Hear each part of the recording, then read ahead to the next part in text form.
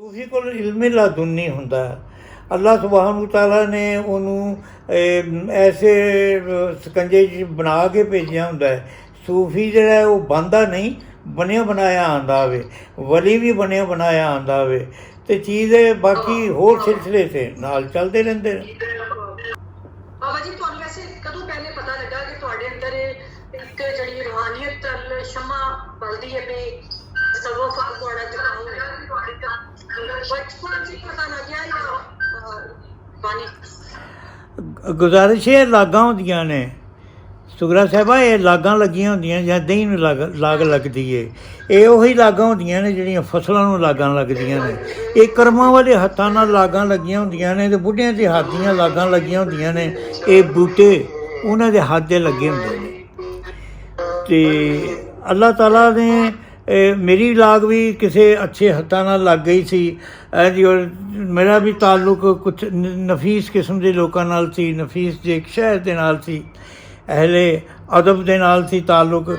तो अल्लाह तबारक तआला ने वो लेकिन ये मेरी किसी मेहनत का ताल्लुक नहीं, ना मैं किसी यूनिवर्सिटी स्कूल दे विच किसी मकतब किसी कोई तालीम हासिल की। मैं अनपढ़ जा बंदा वां, लेकिन अल्हम्दुलिल्लाह रब्बिल आलमीन जिन्ना कि मालिक ने मैनूं इल्म अता किया वे, वो इल्म वो ही है लादुली जा इल्म है। वो इल्म ऐसा इल्म है कि जिहड़ा दुनिया चों नहीं मैं हासिल किया, मैनूं अल्लाह सुब्हानहू तआला ने उस इल्म नूं अता फरमाया, माँ के पेट च अता फरमाया।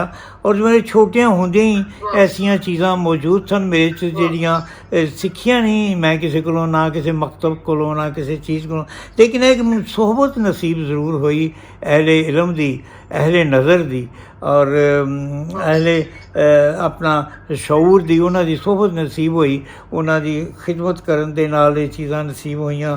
कुछ ये मेरी किसी मेहनत का या मेरा किसी चीज़ का कोई ताल्लुक नहीं, अल्लाह का करम, अल्लाह का फजल। लेकिन है कि खानकावां नाल, बुजुर्गां नाल, पीरां फकीरां नाल, दरवेशां नाल मेरे वालिद साहब नूं भी इन्नी निस्बत सी, मैनूं भी निस्बत सी। मैनूं सब तो पहले जिहड़ा सब तो ज़्यादा फ़ायदा अगर किसी चीज़ ने मैनूं सुगरा साहिबा अता किया, वो फ़ायदा अदब दा सी। मेरे च अदब ते खिदमत बड़ी सी। अल्हम्दुलिल्लाह रब्बिल आलमीन। मैं समझना कि अदबों बगैर कोई चीज़ दुनिया दे विच किसी नूं नसीब नहीं हुंदी, और अदब दे नाल ही सारियां चीज़ां हुंदियां ने। अल्लाह दा करम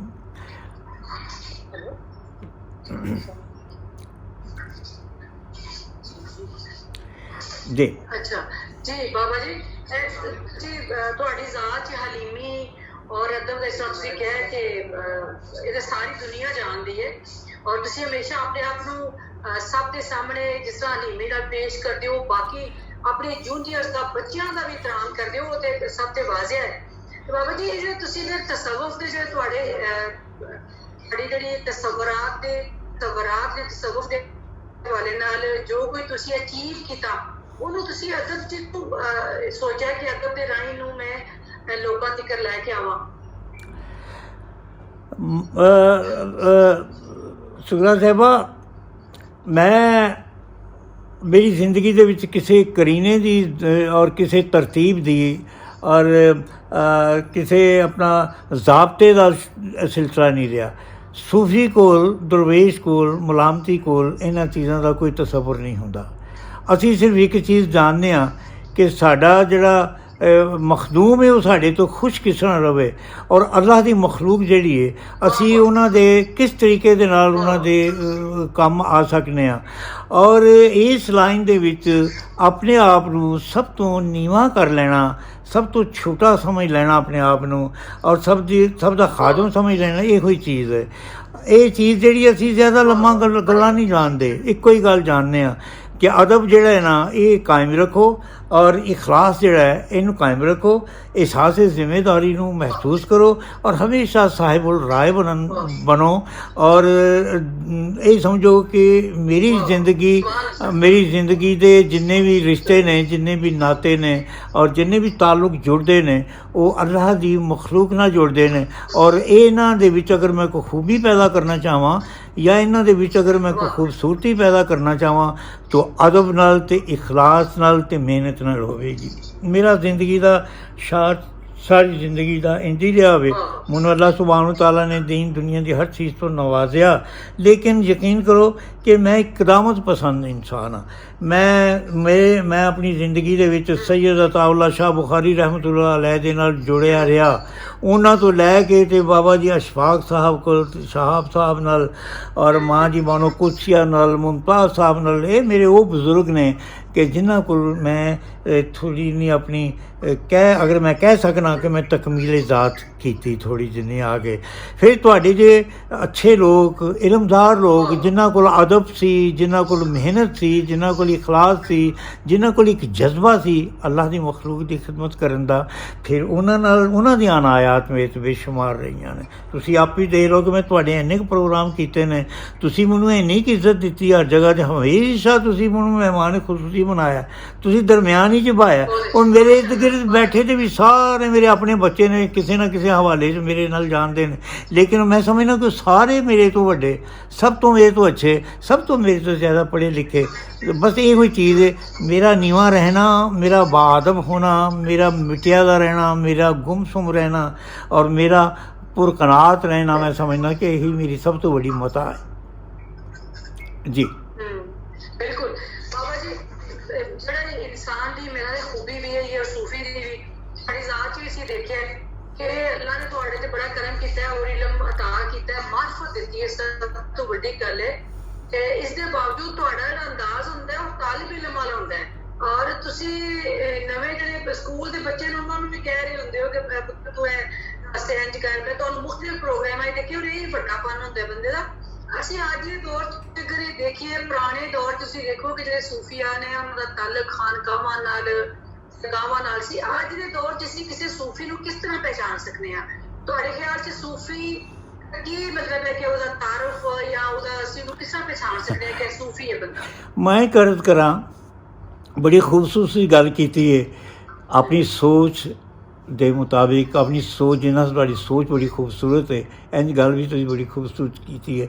ਮੈਂ ਹੀ ਕਰਦ ਕਰਾਂ ਕਿ ਅਗਰ ਕਿਸੇ ਜਗ੍ਹਾ 'ਤੇ ਗੁਲਾਬ ਦਾ ਫੁੱਲ ਲੱਗਾ ਦਾ ਜਾਂ ਕਿਸੇ ਜਗ੍ਹਾ ਦੇ ਉੱਤੇ ਕਸਤੂਰੀ ਪਈ ਦੀ ਹੈ ਜਾਂ ਕਿਸੇ ਜਗ੍ਹਾ ਦੇ ਉੱਤੇ ਅਗਰ ਬੱਤੀ ਚੱਲ ਰਹੀ ਹੈ, ਅਤੇ ਜਿਹੜਾ ਗੁਜ਼ਰੇਗਾ, ਜਿਹੜਾ ਬੈਠੇਗਾ, ਜਿਹੜਾ ਕਰੀਬ ਜਾਏਗਾ ਉਹ ਖੁਸ਼ਬੂ ਮਹਿਸੂਸ ਕਰੇਗਾ। ਅਗਰ ਕਿਸੇ ਜਗ੍ਹਾ ਤਾਫੁਨ ਪਿਆ ਦਾ, ਗੰਦਗੀ ਪਈ ਦੀ ਹੈ, ਅਤੇ ਕਰੀਬ ਜਾਣ ਵਾਲਾ ਜਿਹੜਾ ਉਹਨੂੰ ਮਹਿਸੂਸ ਕਰੇਗਾ। ਸੂਫੀ ਵੀ ਇੰਝ ਹੁੰਦਾ ਹੈ। ਸੂਫੀ ਨੇ ਆਪਣੇ ਮੱਥੇ 'ਤੇ ਨਹੀਂ ਲਿਖਿਆ ਹੁੰਦਾ ਕਿ ਮੈਂ ਸੂਫੀ ਹਾਂ। ਸੂਫੀ ਆਪਣੇ ਵਰਤਾਓ ਦੇ ਨਾਲ, ਆਪਣੀ ਬਿਹੇਵ ਦੇ ਨਾਲ ਔਰ ਆਪਣੇ ਐਟੀਚਿਊਡ ਦੇ ਨਾਲ ਤੋ ਆਪਣੇ ਆਪ ਨੂੰ ਜ਼ਾਹਿਰ ਕਰਦਾ, ਜਿਹੜਾ ਉਹ ਕਰਨਾ ਨਹੀਂ ਚਾਹੁੰਦਾ। ਲੇਕਿਨ ਕੁਝ ਚੀਜ਼ਾਂ ਐਸੀਆਂ ਨੇ ਖੁਸ਼ਬੂ ਬਦਬੂ ਵਾਂਗਰ ਜਿਹੜੀਆਂ ਜ਼ਾਹਰ ਹੋਣ ਤੋਂ ਨਹੀਂ ਰਹਿੰਦੇ। ਕਮੀਨਾ ਇਨਸਾਨ ਹੈ, ਉਹ ਜ਼ਾਹਰ ਹੋਣ ਤੋਂ ਬਗੈਰ ਨਹੀਂ ਰਹੇਗਾ। ਇੱਕ ਸ਼ਰੀਫ ਇਨਸਾਨ ਹੈ, ਸ਼ਰੀਫੁਲ ਨਫਸ ਹੈ, ਜਿਹਦਾ ਤਾਲੁਕ ਅਸ਼ਰਾਫੀਆਂ ਨਾਲ ਹੈ, ਅੱਛੇ ਖਾਨਦਾਨ ਹੈ, ਜਿਹਦਾ ਤਾਲੁਕ ਬਜ਼ੁਰਗਾਂ ਦੇ ਨਾਲ ਨਿਸਬਤ ਹੈ, ਜਿਹਦਾ ਤਾਲੁਕ ਦੀਨ ਦੀ ਬੁਨਿਆਦ ਨਾਲ ਹੈ, ਜਿਹਦਾ ਤਾਲੁਕ ਮੌਲਾ ਅਲੀ ਨਾਲ ਹੈ, ਜਿਹਦਾ ਤਾਲੁਕ ਨਬੀ ਕਰੀਮ ਸੱਲੱਲਾਹੁ ਅਲੈਹਿ ਵਸੱਲਮ ਦੇ ਨਾਲ ਹੈ, ਔਰ ਜਿਹਦਾ ਦਾ ਤਾਲੁਕ ਇਨਸਾਨੀਅਤ ਨਾਲ ਨੇ।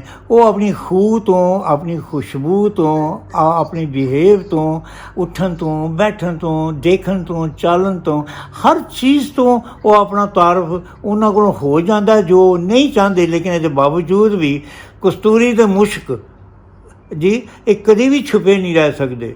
ਇਸੇ ਤਰ੍ਹਾਂ ਗੰਦਗੀ ਵੀ ਛੁਪੀ, ਬਦਨੀਅਤੀ ਵੀ ਛੁਪੀ ਨਹੀਂ ਰਹਿ ਸਕਦੀ। ਅੱਖਾਂ ਦੀ ਬੇਹਯਾਈ ਔਰ ਅੱਖਾਂ ਦੀ ਬੇਹਿਜਾਬੀ ਵੀ ਛੁਪੀ ਨਹੀਂ ਰਹਿ ਸਕਦੀ। ਇਹ ਸ਼ਰਮਾਂ ਅਤੇ ਅਕਲਾਂ ਅਤੇ ਫਜ਼ੀਲਤਾਂ ਖੁਦਾਵੰਦ ਕਰੀਮ ਸਭ ਨੂੰ ਅਤਾ ਕਰਦੇ ਨੇ। ਪਰ ਸੂਫੀ ਜਿਹੜਾ ਹੁੰਦਾ ਇਹਨਾਂ ਸਾਰਿਆਂ ਦਾ ਮੰਬਾ ਹੁੰਦਾ ਵੇ, ਉਹ ਜ਼ਾਹਰ ਨਹੀਂ ਕਰਦਾ ਆਪਣੇ ਆਪ ਨੂੰ। ਨਾ ਹੀ ਉਹ ਦੱਸਦਾ ਕਿ ਮੈਂ ਸੂਫੀ, ਮੇਰਾ ਨਾਮ ਸੂਫੀ ਬਰਕਤ ਹੈ, ਇਹ ਨਹੀਂ ਦੱਸਦਾ। ਉਹ ਇਹ ਨਹੀਂ ਦੱਸਦਾ।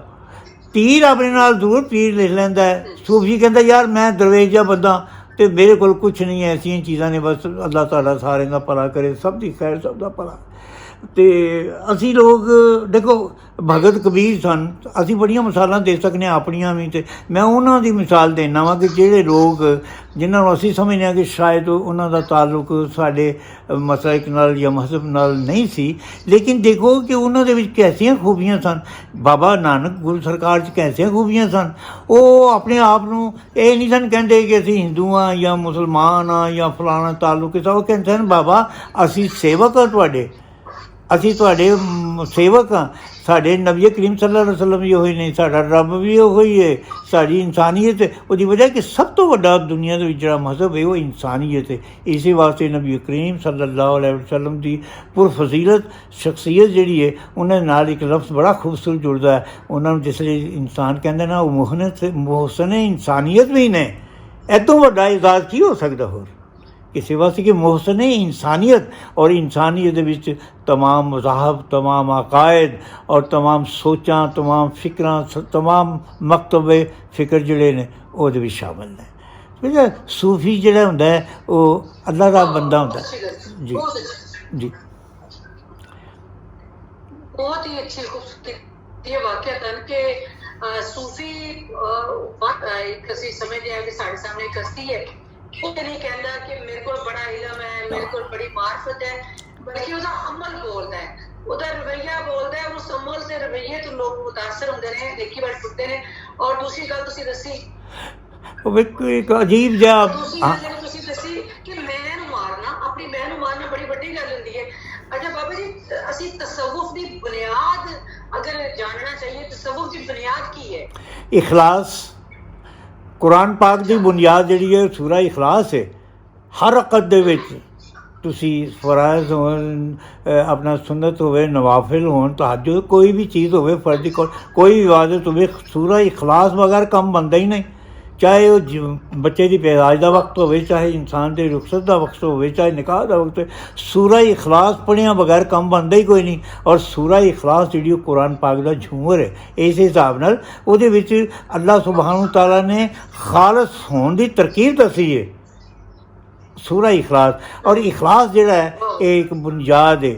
ਜਿਸ ਤਰੀਕੇ ਨਾਲ ਕਿਸੇ ਵੀ ਸ਼ਜਰ, ਕਿਸੇ ਵੀ ਪੌਦੇ ਔਰ ਕਿਸੇ ਵੀ ਜੜ੍ਹ ਨੂੰ ਅਗਰ ਉਹਨੂੰ ਪ੍ਰਵਾਨ ਚੜ੍ਹਾਉਣਾ ਹੋਵੇ ਤਾਂ ਉਹਦੇ ਵਿੱਚ ਇਖਲਾਸ ਪਾਈਦਾ ਹੈ। ਇਖਲਾਸ ਦਾ ਮਤਲਬ ਕਿ ਖਾਦ ਪਾਈ ਦੀ ਹੈ। ਜਿੰਨਾ ਚਿਰ ਕਿਸੇ ਇਨਸਾਨ ਦੀ ਬੁਨਿਆਦ ਦੇ ਵਿੱਚ ਇਖਲਾਸ ਸ਼ਾਮਿਲ ਨਾ ਹੋਵੇ ਉਹਨਾਂ ਚਿਰ। ਔਰ ਦੇਖੋ ਕੈਸਾ ਖੂਬਸੂਰਤ ਲਫ਼ਜ਼ ਹੈ ਇਖਲਾਸ ਹੈ ਕਿ ਦੋ ਵਾਰੀ ਅਲਫ ਆਉਂਦਾ, ਇੱਕ ਵਾਰੀ ਲਾਮ ਆਉਂਦਾ, ਇੱਕ ਵਾਰੀ ਤੁਹਾਡੀ ਸਵਾਦ ਆਉਂਦੀ ਹੈ।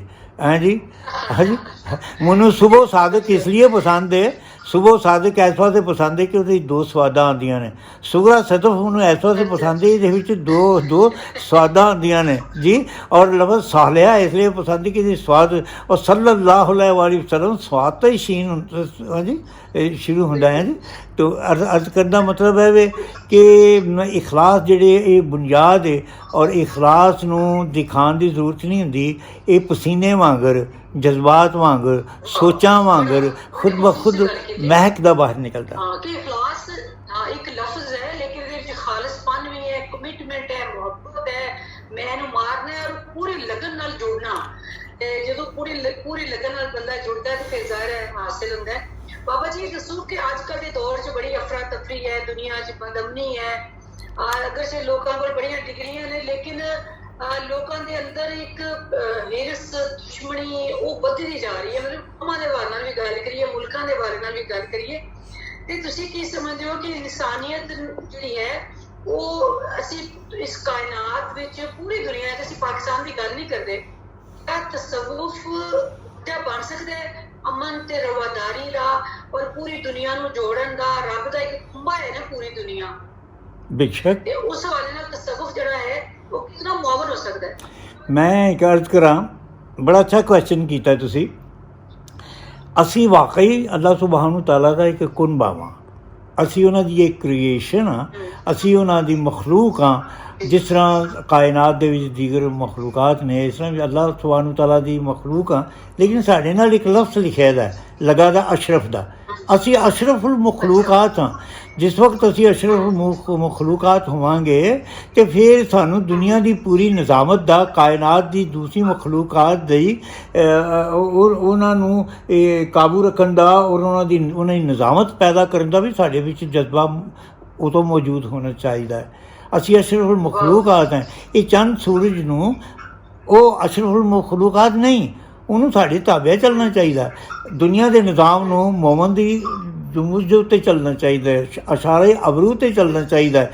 ਮੋਮਨ ਜਿਹੜਾ ਹੈ, ਮੋਮਨ ਦਾ ਮਤਲਬ ਇਹ ਨਹੀਂ ਕਿ ਉਹ ਨਮਾਜ਼ਾਂ ਬੜੀਆਂ ਪੜ੍ਹਦਾ ਹੈ। ਮੋਮਨ ਦਾ ਮਤਲਬ ਹੈ ਕਿ ਮੱਥੇ 'ਤੇ ਮਿਹਰਾਬ ਹੋਵੇ। ਮੋਮਨ ਦਾ ਮਤਲਬ ਇਹ ਨਹੀਂ ਕਿ ਉਹਦੇ ਹੱਥ 'ਚ ਤਲਵਾਰ ਹੋਵੇ।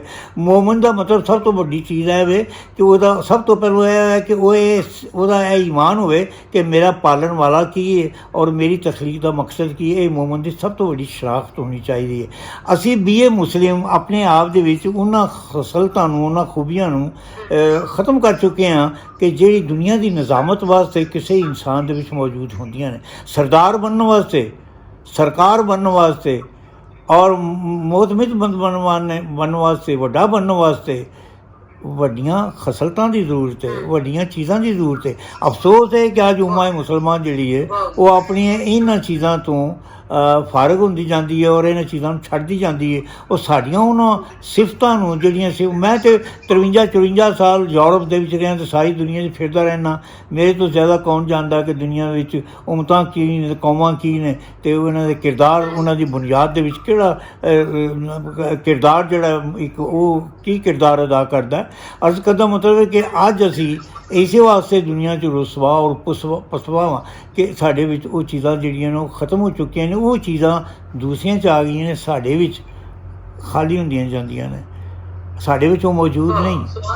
ਜਿੰਨਾ ਚਿਰ ਅਸੀਂ ਆਪਣੇ ਖਾਲਕ ਨੂੰ ਨਾ ਪਹਿਚਾਨਾਂਗੇ ਔਰ ਆਪਣੀ ਤਖਲੀਕ ਦੇ ਮਕਸਦ ਨੂੰ ਸੁਗਰਾ ਸਾਹਿਬਾ ਨਹੀਂ ਜਾਣਾਂਗੇ, ਉਹਨਾਂ ਚਿਰ ਉਹਨੂੰ ਪਹਿਚਾਨਣਾ ਅਤੇ ਖੁਦ ਨੂੰ ਪਹਿਚਾਨਣਾ, ਉਹਦੇ ਦੀ ਪਹਿਚਾਨ ਤੋਂ ਪਹਿਲਾਂ ਖੁਦ ਨੂੰ ਪਹਿਚਾਨਣਾ, ਹਾਂਜੀ, ਔਰ ਫਿਰ ਆਪਣੇ ਫਰਾਇਜ਼ ਨੂੰ ਪਹਿਚਾਨਣਾ ਔਰ ਆਪਣੀਆਂ ਜ਼ਿੰਮੇਦਾਰੀਆਂ ਨੂੰ, ਬੀਏ ਇਨਸਾਨ, ਬੀਏ ਬਸ਼ਰ, ਬੀਏ ਖਲੀਫਾਤੁਲ ਅਰਦ, ਇਹਨਾਂ ਚੀਜ਼ਾਂ ਨੂੰ ਪਹਿਚਾਨਣਾ ਸਾਡੇ ਵਾਸਤੇ ਬੜਾ ਜ਼ਰੂਰੀ ਹੁੰਦਾ ਹੈ। ਜਿੰਨਾ ਚਿਰ ਅਸੀਂ ਇਹ ਪਹਿਚਾਨ ਨਾ ਰੱਖਾਂਗੇ ਔਰ ਨਾ ਜਾਣਾਂਗੇ, ਉਹਨਾਂ ਚਿਰ ਅਸੀਂ ਆਪਣਾ ਮਤਲਬ ਹਾਸਿਲ ਨਹੀਂ ਕਰ ਸਕਦੇ। ਸਾਡਾ ਮਤਲਬ ਵੀ ਤਖਲੀਕ ਦਾ ਪੂਰਾ ਨਹੀਂ ਹੋ ਸਕਦਾ। ਬਿਲਕੁਲ ਬਾਬਾ ਜੀ, ਮੈਂ ਸਵਾਲ ਆਪਣੇ ਕਰਨੇ ਨੇ, ਲੇਕਿਨ ਇੱਕ ਸਵਾਲ ਜਿਹੜਾ ਫੇਸਬੁੱਕ ਤੋਂ ਵੀ ਨਾਲ ਸ਼ੁਰੂ ਅਸੀਂ ਉਹ ਸ਼ਾਮਿਲ ਕਰਿਆ। ਤੁਹਾਡੇ ਇੱਕ ਚਾਹਣ ਵਾਲੇ ਨੇ ਸਵਾਲ ਕੀਤਾ ਕਿ ਕਾਲਾ ਕੋਠਾ ਜਿਹੜੀ ਤੁਹਾਡੀ ਤਸਨੀਫ ਹੈ, ਇਹ ਕਿਆ ਤੁਹਾਡੀ ਬਾਇਓਗ੍ਰਾਫੀ ਹੈ, ਇਹ ਕੀ ਹੈ, ਇਸ ਬਾਰੇ ਦੱਸੋ। ਮੈਂ ਅਰਜ਼ ਕਰਾਂ ਕਿ ਮੇਰੇ ਆਪਣੇ ਬਾਰੇ ਵਿੱਚ ਤੇ ਲਿਖਣ ਵਾਸਤੇ ਮੇਰੇ ਕੋਲ ਕੋਈ ਚੀਜ਼ ਹੀ ਨਹੀਂ, ਕੋਈ ਮਵਾਦ ਹੀ ਨਹੀਂ। ਜਿੰਨਾ ਚਿਰ ਮਵਾਦ ਨਾ ਹੋਵੇ, ਸਕਰੀਨ ਪਲੇ ਨਾ ਹੋਵੇ, ਸਟੋਰੀ ਨਾ ਹੋਵੇ, ਕਹਾਣੀ ਨਾ ਹੋਵੇ ਔਰ ਇੱਕ ਲਾਈਨ ਨਾ ਹੋਵੇ, ਉਹਨਾਂ ਚਿਰ ਤਾਂ ਕੋਈ ਚੀਜ਼ ਬਣ ਨਹੀਂ ਸਕਦੀ। ਮੇਰੀ ਜ਼ਿੰਦਗੀ ਦੇ ਵਿੱਚ ਕੋਈ ਕਾਬਿਲ ਕਦਰ ਐਸੀ ਹਰਕਤ ਨਹੀਂ, ਕੋਈ ਐਸੀ ਚੀਜ਼ ਨਹੀਂ ਕਿ ਜਿਹਨੂੰ ਮੈਂ ਫਖਰੀਆ ਤੌਰ 'ਤੇ ਪੇਸ਼ ਕਰ ਸਕਾਂ, ਸਵਾਏ ਇਸ ਚੀਜ਼ ਦੇ ਕਿ ਮੈਂ ਹਜ਼ਰਤ ਅਲਾਮਾ ਇਕਬਾਲ ਨੇ ਮੇਰਾ ਨਾਮ ਰੱਖਿਆ ਸੀ ਔਰ ਮੈਂ ਉਹਨਾਂ ਦੀ ਗੋਦ ਨੂੰ ਨਸੀਬ ਹੋਈ ਹੈ, ਉਹਨਾਂ ਮੈਨੂੰ ਪਿਆਰ ਕੀਤਾ ਸੀ, ਉਹਨਾਂ ਦੀ ਦੁਆ ਨਾਲ ਪੈਦਾ ਹੋ ਸਕੇ। ਇਸ ਚੀਜ਼ ਤੋਂ ਇਲਾਵਾ ਮੇਰੇ ਕੋਲ ਜਿਹੜੀ ਚੀਜ਼ ਹੈ ਦੁਨਿਆਵੀ ਚੀਜ਼ ਹੈ, ਅਤੇ ਦੂਸਰੀ ਚੀਜ਼ ਹੈ ਕਿ ਮੈਂ ਨਬੀ ਕਰੀਮ ਸੱਲੱਲਾਹੁ ਅਲੈਹਿ ਵਸੱਲਮ ਦੀ ਉਮਤ 'ਚੋਂ ਪੈਦਾ ਹੋਇਆ ਨਾ, ਅਤੇ ਖੁਦਾਵੰਦ ਕਰੀਮ ਨੇ ਮੈਨੂੰ ਇੱਕ ਮੁਸਲਮਾਨ ਪੈਦਾ ਕੀਤਾ। ਇੱਦੋਂ ਵੱਡਾ ਮੇਰੇ ਕੋਲ ਕੋਈ ਇਫਤਿਖਾਰ ਨਹੀਂ, ਨਾ ਹੀ ਮੇਰੇ ਕੋਲ ਕੋਈ ਆਪਣਾ ਸਿਤਾਰਾ ਖਿਦਮਤ ਹੈ ਅਤੇ ਨਾ ਹੀ ਕੋਈ ਚੀਜ਼ ਹੈ ਜਿਹੜਾ ਨਾਂ 'ਤੇ ਨਾਂ ਲਿਖਾਂ ਅਤੇ ਪਹਿਲੋਂ ਮੈਂ ਉਹਨੂੰ ਕਾਊਂਟ ਕਰਾਂ। ਅਸੀਂ ਇਹ ਨਹੀਂ ਕਹਿੰਦੇ, ਕਦੀ ਇਹ ਵੀ ਕਹਿ ਛੜੀਏ ਅਸੀਂ ਨਬੀ ਪਾਕ ਸੱਲੱਲਾਹੁ ਅਲੈਹਿ ਵਸੱਲਮ ਦੀ ਮੈਂ ਉਮਤੀ ਮੁਹੰਮਦ ਵਿੱਚੋਂ ਹਾਂ, ਮੈਂ ਅੱਲਾਹ ਪਾਕ ਦੀ ਕ੍ਰੀਏਸ਼ਨ ਹਾਂ, ਮੇਰਾ ਨਾਮ ਜਿਹੜਾ ਖੈਰੁਲ ਬਸ਼ਰ ਹੈ, ਮੇਰਾ ਨਾਮ ਖਲੀਫਾ ਅਰਜ਼ ਹੈ, ਲੇਕਿਨ ਅਸੀਂ ਉਹਦੀ ਬਜਾਏ ਕਹਿੰਦੇ ਹਾਂ ਸਿਤਾਰਾ ਪਰਫਾਰਮੈਂਸ। ਇਹ ਪਤਾ ਨਹੀਂ ਫਲਾਣੀਆਂ ਚੀਜ਼ਾਂ, ਬੰਦਿਆਂ ਦੀਆਂ ਚੀਜ਼ਾਂ ਦਿੱਤੀਆਂ ਅਤੇ ਅਸੀਂ ਫਖਰ ਕਰਨੇ ਹਾਂ, ਅਤੇ ਰੱਬ ਅਤੇ ਰਸੂਲ ਦੀਆਂ ਅਤੇ ਇਨਸਾਨੀਅਤ ਦੀਆਂ ਚੀਜ਼ਾਂ ਨੂੰ ਅਸੀਂ ਪਿੱਛੇ ਰੱਖਦੇ ਹਾਂ। ਮੈਂ ਸਮਝਦਾ ਕਿ ਐਸੀਆਂ ਚੀਜ਼ਾਂ ਸਾਡੇ 'ਚ ਨਹੀਂ ਹੋਣੀਆਂ ਚਾਹੀਦੀਆਂ। ਜਿੰਨਾ ਚਿਰ ਅਸੀਂ ਆਪਣੇ ਆਪ ਨੂੰ ਮਾਦੂਮ ਕਰਕੇ, ਕਿਸੇ ਦੀ ਬੁੱਕਲ ਦੇ ਵਿੱਚ ਛੱਪ ਕੇ, ਕਿਸੇ ਦੇ ਕਦਮਾਂ ਦੇ ਬਹਿ ਕੇ, ਕਿਸੇ ਦੀ ਛਾਂ ਦੇ ਥੱਲੇ ਬਹਿ ਕੇ ਜਿੰਨਾ ਚਿਰ ਅਸੀਂ ਕੋਈ ਕੰਮ ਨਹੀਂ ਕਰਾਂਗੇ, ਉਹਨਾਂ ਚਿਰ ਅਸੀਂ ਉਜਾਗਰ ਨਹੀਂ ਹੋ ਸਕਦੇ, ਭਾਵੇਂ ਜਿੰਨੇ ਮਰਜ਼ੀ ਖਿਦਮਤਾਂ ਦੇ ਸਿਤਾਰੇ 'ਤੇ ਫੜ ਲਈਏ। ਇਹਨਾਂ ਦਾ ਕੋਈ ਮਕਸਦ ਨਹੀਂ। ਕਿਰਦਾਰ ਬੜੀ ਚੀਜ਼ ਹੈ। ਮੇਰੀ ਸਾਰੀ ਜ਼ਿੰਦਗੀ ਇਨਸਾਨੀਅਤ ਦੀ ਖਿਦਮਤ ਵਾਸਤੇ ਵਕਫ ਹੈ। ਮੈਂ ਇਸ ਲਈ 100 ਸਾਲ ਦੇ ਨੇੜੇ ਹੋਣ ਲੱਗਾ ਵਾਂ। ਮੇਰਾ ਨਹੀਂ ਸਮਝ ਆਇਆ ਕਿ ਮੈਂ ਕਦੀ ਵੀ ਜ਼ਿੰਦਗੀ 'ਚ ਲੰਗਰ ਤੋਂ ਬਗੈਰ ਖਾਣਾ ਪਕਾਇਆ ਔਰ ਕੋਈ ਦਿਨ ਐਸਾ ਹੋਵੇ ਜੋ ਮੇਰਾ ਲੰਗਰ ਨਾ ਤਕਸੀਮ ਹੁੰਦਾ ਹੋਵੇ, ਜਾਂ ਜਿਸ ਵਕਤ ਮੈਂ ਕੋਈ ਨਾ ਕੰਮ, ਮੈਨੂੰ ਇਹ ਫਖਰੀਆ ਤੌਰ 'ਤੇ ਨਹੀਂ ਕਹਿ ਰਿਹਾ, ਸਿਰਫ ਇਸ ਵਾਸਤੇ ਕਹਿ ਰਿਹਾ ਕਿ ਮੈਨੂੰ ਜਾਣਨ ਵਾਲੇ ਜਾਣਦੇ ਨੇ ਔਰ ਤੁਸੀਂ ਮੈਨੂੰ ਸਭ ਤੋਂ ਜ਼ਿਆਦਾ ਜਾਣਦੇ ਹੋ ਇਸ ਹਲਕੇ ਦੇ ਵਿੱਚ, ਕਿਉਂਕਿ ਮੇਰੇ ਸਭ ਤੋਂ ਜ਼ਿਆਦਾ ਪ੍ਰੋਗਰਾਮ ਤੁਸੀਂ ਕੀਤੇ ਨੇ ਔਰ ਸਭ ਤੋਂ ਜ਼ਿਆਦਾ ਇੱਜ਼ਤ ਤੁਸੀਂ ਮੈਨੂੰ ਦਿੰਦੇ ਰਹੇ ਹੋ। ਅੱਲਾਹ ਪਾਕ ਤੁਹਾਡੇ 'ਤੇ ਕਰਮ ਕਰੇ, ਫਜ਼ਲ ਕੀਤੇ ਕਰੇ ਔਰ ਮੈਂ ਤੁਹਾਡੇ ਹਰ ਫੰਕਸ਼ਨ ਵਿੱਚ ਸ਼ਾਮਲ ਹੋਣਾ। ਜੀ ਬਾਬਾ ਜੀ, ਬਹੁਤ ਦੁਆਵਾਂ। ਜਿਹੜੀ ਤੁਸੀਂ ਗੱਲ ਕੀਤੀ ਲੰਗਰ ਵਾਲੀ, ਜਿਹੜਾ ਤੁਹਾਡਾ ਪੁਰਾਣਾ ਘਰ ਸੀ ਇਕਬਾਲ ਟਾਊਨ ਦਾ, ਮੈਨੂੰ ਯਾਦ ਹੈ ਪਹਿਲੀ ਵਾਰੀ ਤੁਹਾਡੀ ਮੇਰੀ ਉੱਥੇ ਮੁਲਾਕਾਤ ਹੋਈ ਸੀ। ਸੁਭਾਨ ਅੱਲਾਹ। ਮਿਲਣਗੇ ਤੇ ਤੁਹਾਡੇ ਬੂਹੇ ਅੱਗੇ ਨਾ ਕਾਫੀ ਲੋਕ ਪਏ ਹੋਏ ਸੀ ਤੁਸੀਂ ਕਿਹਾ ਮੈਂ ਖਾਜਾ ਸਰਾਮਾ ਲਈ ਰੱਖੇ ਨੇ, ਮਤਲਬ ਇਹ ਹਰ ਤਬਕਾ ਫਿਕਰ ਦਾ ਸੂਫੀ ਖਿਆਲ ਕਰਦਾ ਹੈ। ਔਰ ਫਿਰ ਬੜੀ ਵਾਰੀ ਤੁਸੀਂ ਮੈਨੂੰ ਫੋਨ ਕਰਕੇ ਪੁੱਛਿਆ ਕਿ ਕੋਈ ਬੰਦੇ ਦੱਸੋ ਲੰਗਰ ਮੈਂ ਉਹਨਾਂ ਨੂੰ ਭੇਜਾਂ ਤੇ ਸਾਰਾ, ਮੇਰਾ ਇਹ ਹੈ ਕਿ ਜਿਹੜੀ ਖਾਮੋਸ਼ ਹੈ ਤੁਹਾਡੀ ਖਿਦਮਤ ਹੈ, ਤਾਂ ਤੁਹਾਨੂੰ ਸਲਾਮਤ ਰੱਖੇ। ਔਰ ਖਿਦਮਤ ਦੇ ਖਲਕ ਜਿਹੜੀ ਹੈ ਸੂਫੀ ਦਾ, ਉਹ ਵੀ ਉਹਨੂੰ ਇਬਾਦਤ ਦੀ ਤਰ੍ਹਾਂ ਦਰਜਾ ਦਿੰਦਾ ਹੈ।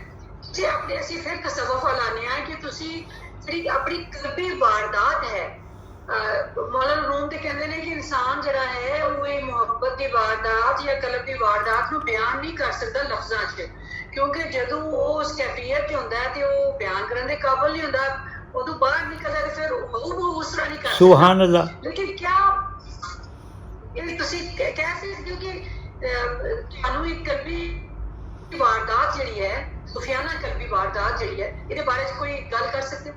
ਮੈਂ ਕਰਜ਼ ਕਰਾਂ, ਮੈਂ ਤੁਹਾਡੀ ਖਿਦਮਤ 'ਚ ਕਰਜ਼ ਕਰਾਂ। ਸੂਫੀ ਦਾ ਜਿਹੜਾ ਮਨਸਬ ਹੈ, ਸੂਫੀ ਦਾ ਜਿਹੜਾ ਮਕਾਮ ਹੈ, ਸੂਫੀ ਦੀ ਜਿਹੜੀ ਜਗ੍ਹਾ, ਇਹ ਤਸੱਵੁਫ ਦੇ ਵਿੱਚ ਸਭ ਤੋਂ ਆਮ ਔਰ ਸਭ ਤੋਂ ਬਿਹਤਰ ਔਰ ਸਭ ਤੋਂ ਮੁਸ਼ਕਿਲ ਕੰਮ ਹੈ। ਸੂਫੀ ਆਪਣੇ ਆਪ ਨੂੰ ਜ਼ਾਹਰ ਨਹੀਂ ਕਰਦਾ। ਸੂਫੀ ਆਪਣੀਆਂ ਕਰਤੂਤਾਂ ਤੋਂ, ਆਪਣੇ ਵਸਮਾਂ ਤੋਂ ਔਰ ਆਪਣੇ ਮਸਲਿਆਂ ਤੋਂ ਜ਼ਾਹਰ ਹੋ ਜਾਂਦਾ ਹੈ। ਉਹ ਆਪਣੇ ਆਪ ਨੂੰ ਜ਼ਾਹਰ ਨਹੀਂ ਕਰਦਾ। ਜਿਹੜਾ ਬੰਦਾ ਲਿਖਦਾ ਨਾ ਕਿ ਮੈਂ ਸੂਫੀ ਹਾਂ, ਉਹ ਸੂਫੀ ਨਹੀਂ ਹੋ ਸਕਦਾ। ਹੱਜ ਇੱਕ ਵਾਰੀ ਬੰਦਾ ਕਰੇ ਨਾਲ ਹੱਜ ਲਿਖਣਾ ਸ਼ੁਰੂ, ਭਾਈ ਹੱਜ ਨਾ ਲਿਖੋ, ਉਹਦੇ ਜਿਹੜੇ ਅਸਰਾਤ ਨੇ, ਜਿਹੜੇ ਉਹਦੇ ਤਸਰਫਾਤ ਨੇ, ਤੁਸੀਂ ਉਹਨਾਂ ਦਾ ਜ਼ਿਕਰ ਕਰੋ। ਤੁਸੀਂ ਆਪਣੇ ਆਪ ਨੂੰ ਹਾਜੀ ਜਾਂ ਅਲਹਾਜ ਲਿਖ ਕੇ ਕੀ ਕਹਿਣਾ ਚਾਹੁੰਦੇ ਹੋ? ਅਰਜ਼ ਕਰਨਾ, ਪੀਰ ਸਾਹਿਬ ਆਪਣੇ ਨੂੰ ਪੀਰ ਲਿਖਦੇ ਨੇ। ਮੈਂ ਕਹਿੰਦਾ ਇਲਮ ਦੇ ਹਵਾਲੇ ਨਾਲ ਅਗਰ ਤੁਸੀਂ ਗੱਲ ਕਰੋ, ਦੁਨੀਆ ਦੇ ਮਨਸਬ ਦੇ ਹਵਾਲੇ ਨਾਲ ਗੱਲ ਨਾ ਕਰੋ। ਮੈਂ ਸਮਝਦਾ ਵਾਂ ਅਲਹਮਦੁਲਿल्लाह रब्बिल आलमीन, अल्हम्दुलिल्लाह रब्बिल आलमीन सूफ़ी मर मिटन का नाम है। सूफ़ी अपने आप ਨੂੰ फना करके एक कल ਨੂੰ जिंदा करन ਦਾ नाम है। सूफ़ी आज जिंदा नहीं ਹੁੰਦਾ, कल ਨੂੰ जिंदा करन ਦਾ नाम सूफ़ीयत है। सूफ़ी आज जिंदा रहता है कल की जिंदगी वास्ते, दूसरों की जिंदगी वास्ते। ये चीज़ है।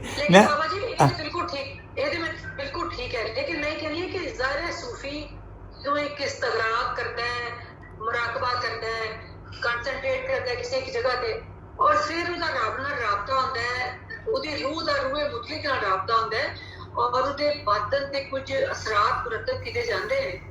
ते ਉਹ ਜਦੋਂ ਤੁਸੀਂ ਇਹ ਨਾ ਦੱਸੋ ਕਿ ਕਲਬੀ ਵਾਰਦਾਤ ਜਿਹੜੀ ਹੁੰਦੀ ਹੈ ਕਿਸ ਦੀ ਹੈ, ਕਿ ਉਹਨੂੰ ਤੁਸੀਂ ਫਿਰ ਕਿਸ ਤਰ੍ਹਾਂ ਉਹਨੂੰ ਮਹਿਸੂਸ ਕਰਦੇ ਹੋ ਕਿ ਉਹ ਇੱਕ ਇੰਜੋਇਮੈਂਟ ਹੈ ਜਾਂ ਇੱਕ ਖੌਫ? ਮੈਂ ਸਮਝ ਗਿਆ, ਮੈਂ ਸਮਝ ਗਿਆ ਬੀਬੀ। ਤੁਸੀਂ ਬੜਾ ਅੱਛਾ ਕੁਐਸਚਨ ਕੀਤਾ। ਜੋ ਤੁਸੀਂ ਪੱਸੇ ਪਰਦਾ ਫਰਮਾਉਣਾ ਚਾਹੁੰਦੇ ਹੋ, ਮੈਂ ਉਹਦਾ ਅਹਿਸਾਸ ਕਰਨਾ, ਮੈਂ ਕਰਜ਼ ਕਰਨਾ ਵਾ।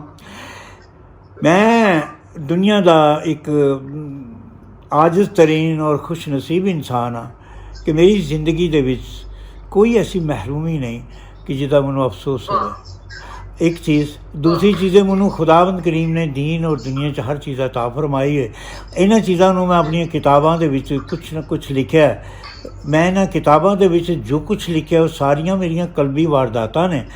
मूँह नाल कहना कुछ होर हुंदा है ते लिखण नाल कहना कुछ होर हुंदा है। निकाहनामा ऐसे वास्ते जरूरी हुंदा है कि इजाब तो हो गया हुंदा है, कोई तहरीर विच भी आ जाए, अच्छा जी, कोई गवाह भी वो दो चार बन जान। तो मैं अपने निकाहनामे जिहड़े किताबां लिखियां ने उन्हां च हर चीज़ जिहड़ी है उन्होंने वाज़ह तौर पर, तुसीं मेरियां किताबां सारियां पढ़ियां ने, मैं तुहाड़ियां भी सारियां किताबां पढ़ियां ने। तुहाडे विच तुसीं, मैं समझना कि तुसीं सब तो वड्डे सूफी हो इस दौर दे, है जी। तुसीं वेखो कि माई राबिया बसी सरकार के नाम दे विच भी स्वाद आया कि नहीं आया?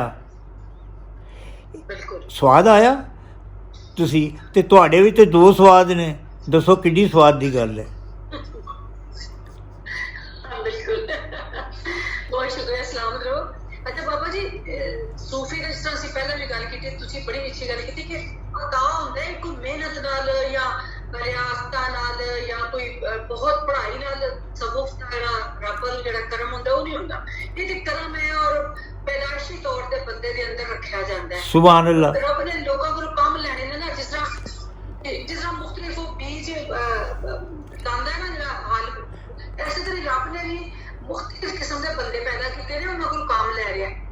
ਸੂਫੀ ਵੀ ਉਹ ਪੈਦਾ ਕਰਦਾ ਹੈ, ਲੇਕਿਨ ਅਸੀਂ ਇੱਕ ਜਿਹੜਾ ਬੰਦਾ ਹੈ ਨੇਕੀ ਦੇ ਰਾਹ ਤੇ ਟੁਰਨਾ ਪੈਂਦਾ। ਇੱਕ ਤੇ ਬੰਦਾ ਤੁਹਾਡੇ ਦਾ ਜਿਹਨੂੰ ਰੱਬ ਨੇ ਇੱਕ ਕੱਢ ਕੇ ਭੇਜਿਆ, ਸੂਫੀ ਬਣਾ ਕੇ ਭੇਜਿਆ, ਲੇਕਿਨ ਇੱਕ ਬੰਦਾ ਆਪਣੀ ਕਾਵਿਸ਼ ਨਾਲ ਇਸ ਰਸਤੇ ਤੇ ਤੁਰਨਾ ਚਾਹੁੰਦਾ ਹੈ ਔਰ ਆਪਣੇ ਆਪ ਨੂੰ ਮੋਲਡ ਕਰਦਾ ਹੈ, ਤੇ ਤੁਸੀਂ ਕੀ ਸਮਝਦੇ ਹੋ ਕਿ ਸੂਫੀ ਤੇ ਇੱਕ ਆਮ ਇਨਸਾਨ ਵਿੱਚ ਕੀ ਕਦਰ ਜਿਹੜੀ ਉਹ ਸਾਂਝੀ ਹੈ? ਮੈਂ ਵੱਖ ਨਹੀਂ ਕਹਿ ਰਹੀ, ਸਾਂਝੀ ਮੁਸ਼ਤਰਕ ਹੈ। ਗੁਜ਼ਾਰਿਸ਼ ਹੈ ਕਿ ਕੁਮਹਾਰ ਜਿਹੜਾ ਕੰਮ ਕਰਦਾ ਹੈ ਉਹ ਆਮ ਇਨਸਾਨ ਵੀ ਕਰ ਸਕਦਾ, ਥੋੜ੍ਹਾ ਜਿਹਾ ਕਿਤਾਬਾਂ ਦੇਖ ਕੇ ਅਤੇ ਆਪਣਾ ਇਹ ਟੈਲੀਵਿਜ਼ਨ ਤੇ ਗੂਗਲ ਸ਼ੂਗਲ ਦੇਖ ਕੇ ਸ਼ਾਇਦ ਉਹ ਵੀ ਕੋਈ ਕੱਪ ਬਰਤਨ, ਕੋਈ ਪਿਆਲਾ, ਕੋਈ ਆਪਣਾ ਕੁੰਨੀ ਸ਼ੁੰਨੀ ਬਣਾ ਲੈਂਦਾ ਹੋਵੇ। ਲੇਕਿਨ ਜਿਹੜੀ ਗਿੱਲ ਹੈ, ਉਸ ਗਿੱਲ ਦੇ ਨੁਸਖਾ ਕੀਮੀਆ ਨੂੰ ਕੁਮਹਾਰ ਹੀ ਜਾਣਦਾ, ਤੁਸੀਂ ਮੈਂ ਨਹੀਂ ਜਾਣ ਸਕਦੇ। ਉਹ ਜਾਣਦਾ ਵੇ ਕਿ ਮੈਂ ਕਿਹੜੇ ਬਰਤਨ ਵਾਸਤੇ ਕਿਹੜੀ ਗਿੱਲ ਤਿਆਰ ਕਰਨੀ ਹੈ। ਗਿੱਲ ਉਹ ਮਿੱਟੀ ਹੈ ਜਿਹਨੂੰ ਕੁਮਹਾਰ ਜਿਹੜਾ ਹੈ ਨਾ ਬਰਤਨ ਬਣਾਉਣ ਤੋਂ ਪੇਸ਼ਤਰ ਤਿਆਰ ਕਰਕੇ ਰੱਖਦਾ ਹੈ ਉਸ ਮਖਸੂਸ ਬਰਤਨ ਨੂੰ ਬਣਾਉਣ ਵਾਸਤੇ। ਹਰ ਬਰਤਨ ਦੀ, ਹਰ ਭਾਂਡੇ ਦੀ ਗਿੱਲ ਜਿਹੜੀ ਹੈ ਉਹ ਇੱਕ ਤਰੀਕੇ ਨਾਲ ਨਹੀਂ ਬਣਦੀ। ਪਿਆਲੇ ਦੀ ਗਿੱਲ ਹੋਰ ਹੈ, ਚੱਟੂ ਦੀ ਗਿੱਲ ਹੋਰ ਹੈ, ਇੰਝ ਕਨਾਲੀ ਦੀ ਗਿੱਲ ਹੋਰ, ਹਾਂਡੀ ਦੀ ਗਿੱਲ ਹੋਰ ਹੈ।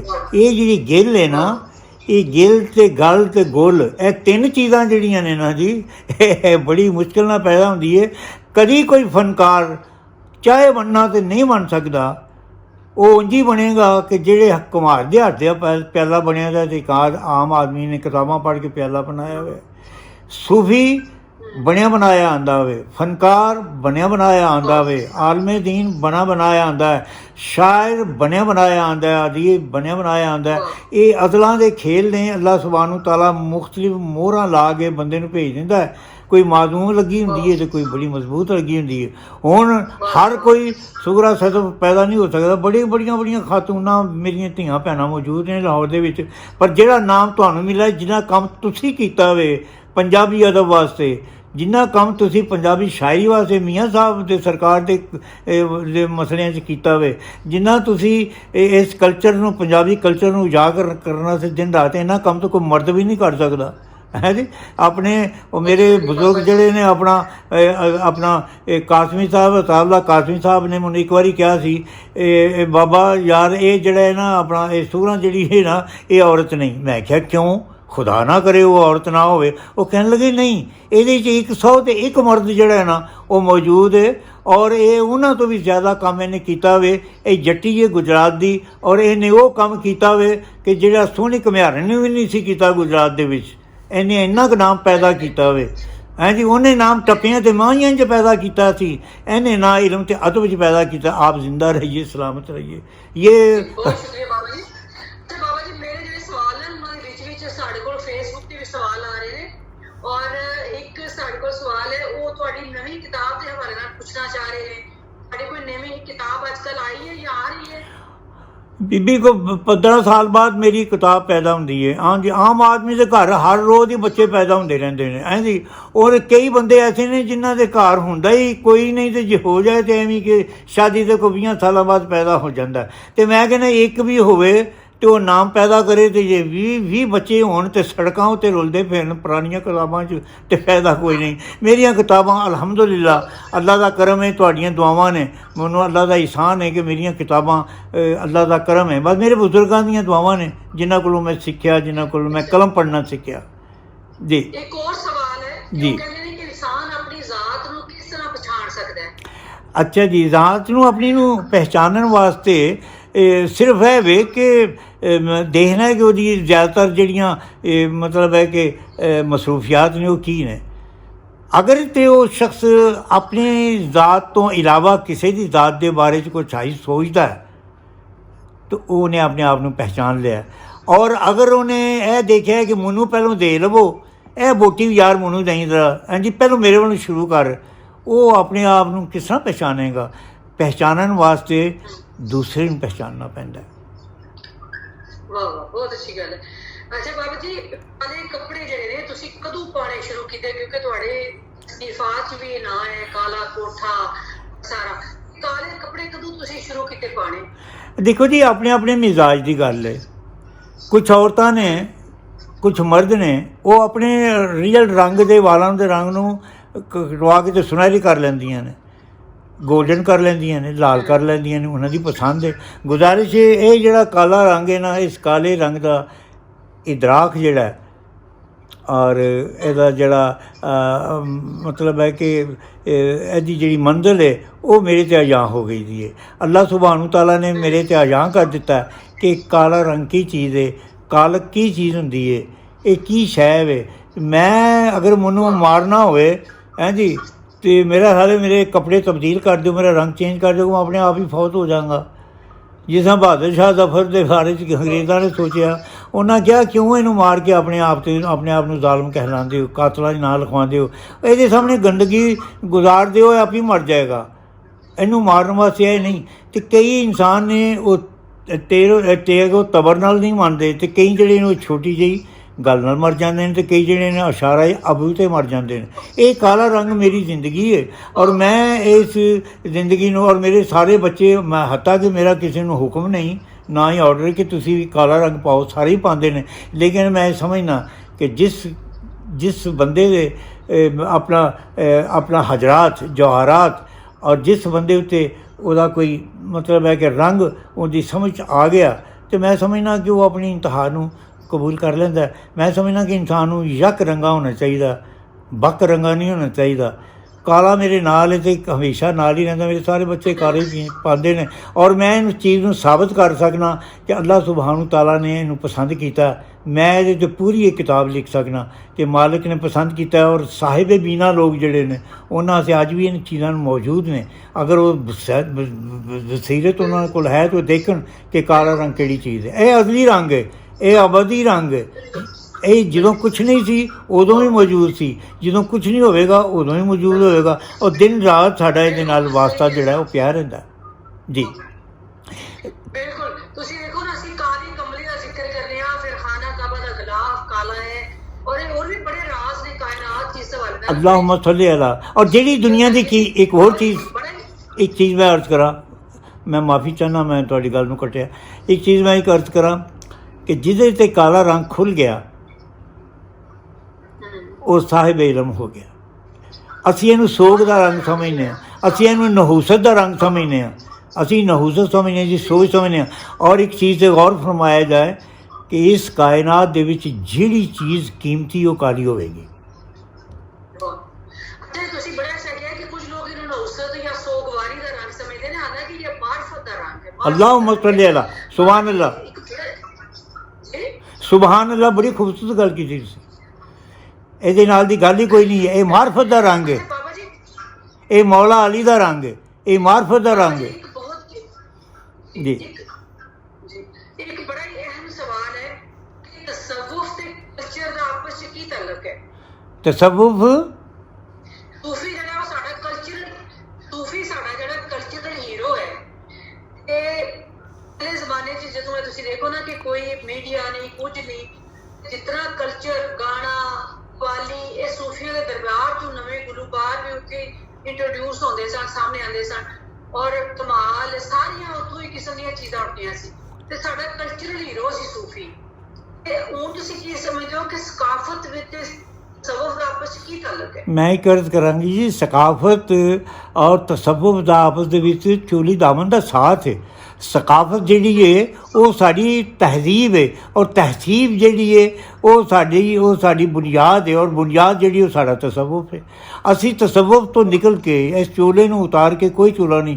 ਔਰ ਮੇਰੀ ਇਹ ਪੇਸ਼ੀਨ ਗੋਈ ਹੈ ਅੱਲਾ ਦੇ ਹੁਕਮ ਦੇ ਨਾਲ ਕਿ ਇਸ ਦੁਨੀਆ ਦੇ ਵਿੱਚ ਆਖਰ ਦੇ ਉੱਤੇ ਤਸੱਵੁਫ ਵੀ ਤਸੱਵੁਫ ਹੋਵੇਗਾ। ਕੋਈ ਗਾਣੇ ਗੂਣੇ ਨਹੀਂ ਹੋਣਗੇ, ਸਾਰੇ ਉਹੀ ਮੌਲਾ ਅਲੀ ਦੇ ਰੰਗ 'ਚ ਰੰਗੇ ਹੋਣਗੇ, ਸਾਰੇ ਉਹੀ ਅੱਲਾ ਦੀ ਹਮਦ ਸਨਾਹ ਵਿੱਚ ਰੰਗੇ ਹੋਣਗੇ।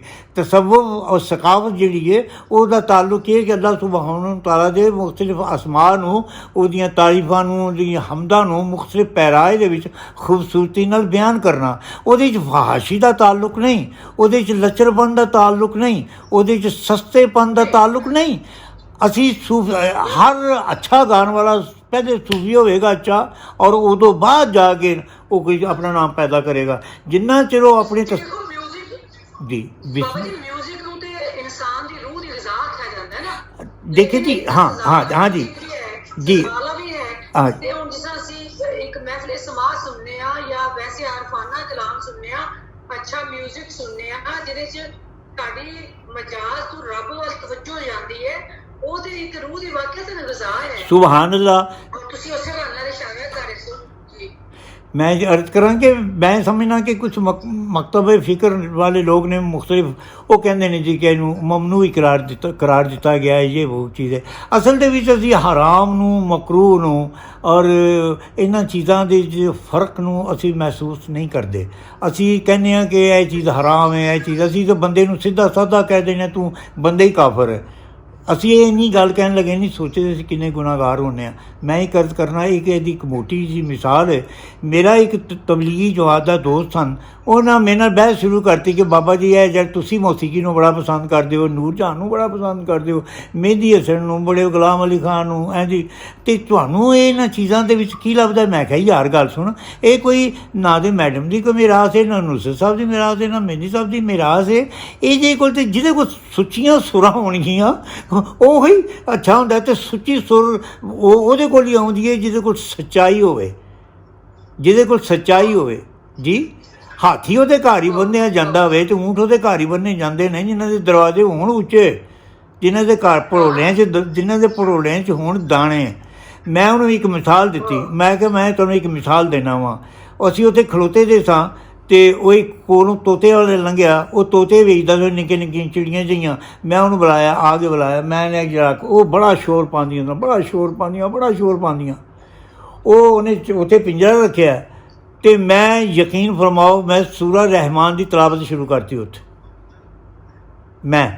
ਮੈਨੂੰ ਕੁਰਾਨ ਪੜ੍ਹਨ ਦਾ ਬੜਾ ਸ਼ੌਕ ਹੈ, ਲੇਕਿਨ ਐਜ਼ ਏ ਮੌਲਵੀ ਕਾਰੀ ਮੈਂ ਨਹੀਂ ਕਦੀ ਕਿਸੇ ਦੇ ਨਾਲ ਜਾ ਕੇ ਅਤੇ ਇੰਝ ਕੰਮ ਕੀਤਾ। ਸਿਰਫ ਇਸ ਵਾਸਤੇ ਨਹੀਂ ਪੜ੍ਹਦਾ ਕਿ ਉਹ ਮੈਂ ਖ਼ਤਮ ਕਰਨਾ ਅਤੇ ਫਿਰ ਲੋਕ ਮੈਨੂੰ 5-10 ਰੁਪਈਏ ਦੇ ਜਾਂਦੇ ਨੇ ਕਿ ਸ਼ਾਇਦ ਮੈਂ ਇਹਨਾਂ 10-5 ਵਾਸਤੇ ਹੀ ਕੁਰਾਨ ਦੀ ਤਲਾਵਤ ਕੀਤੀ ਹੈ।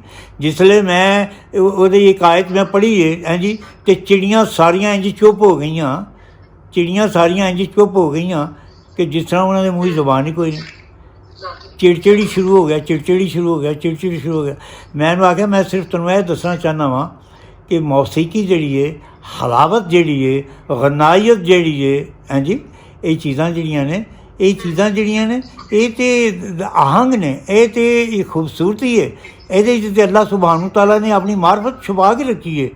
ਇਹ ਤੋਂ ਮੌਸੀਕੀ ਦੀਆਂ ਸੱਚੀਆਂ ਸੁਰਾਂ 'ਤੇ ਤੁਹਾਡਾ ਦਿਲ ਮੁਤਾਸਰ ਹੁੰਦਾ, ਤੁਹਾਡੇ 'ਚ ਮਹਿਵੀਅਤ ਪੈਦਾ ਹੁੰਦੀ ਹੈ, ਤੁਹਾਡੇ ਖਿਆਲਾਤ ਦੇ ਵਿੱਚ ਸਫਲੀਅਤ ਪੈਦਾ ਨਹੀਂ ਹੁੰਦੀ।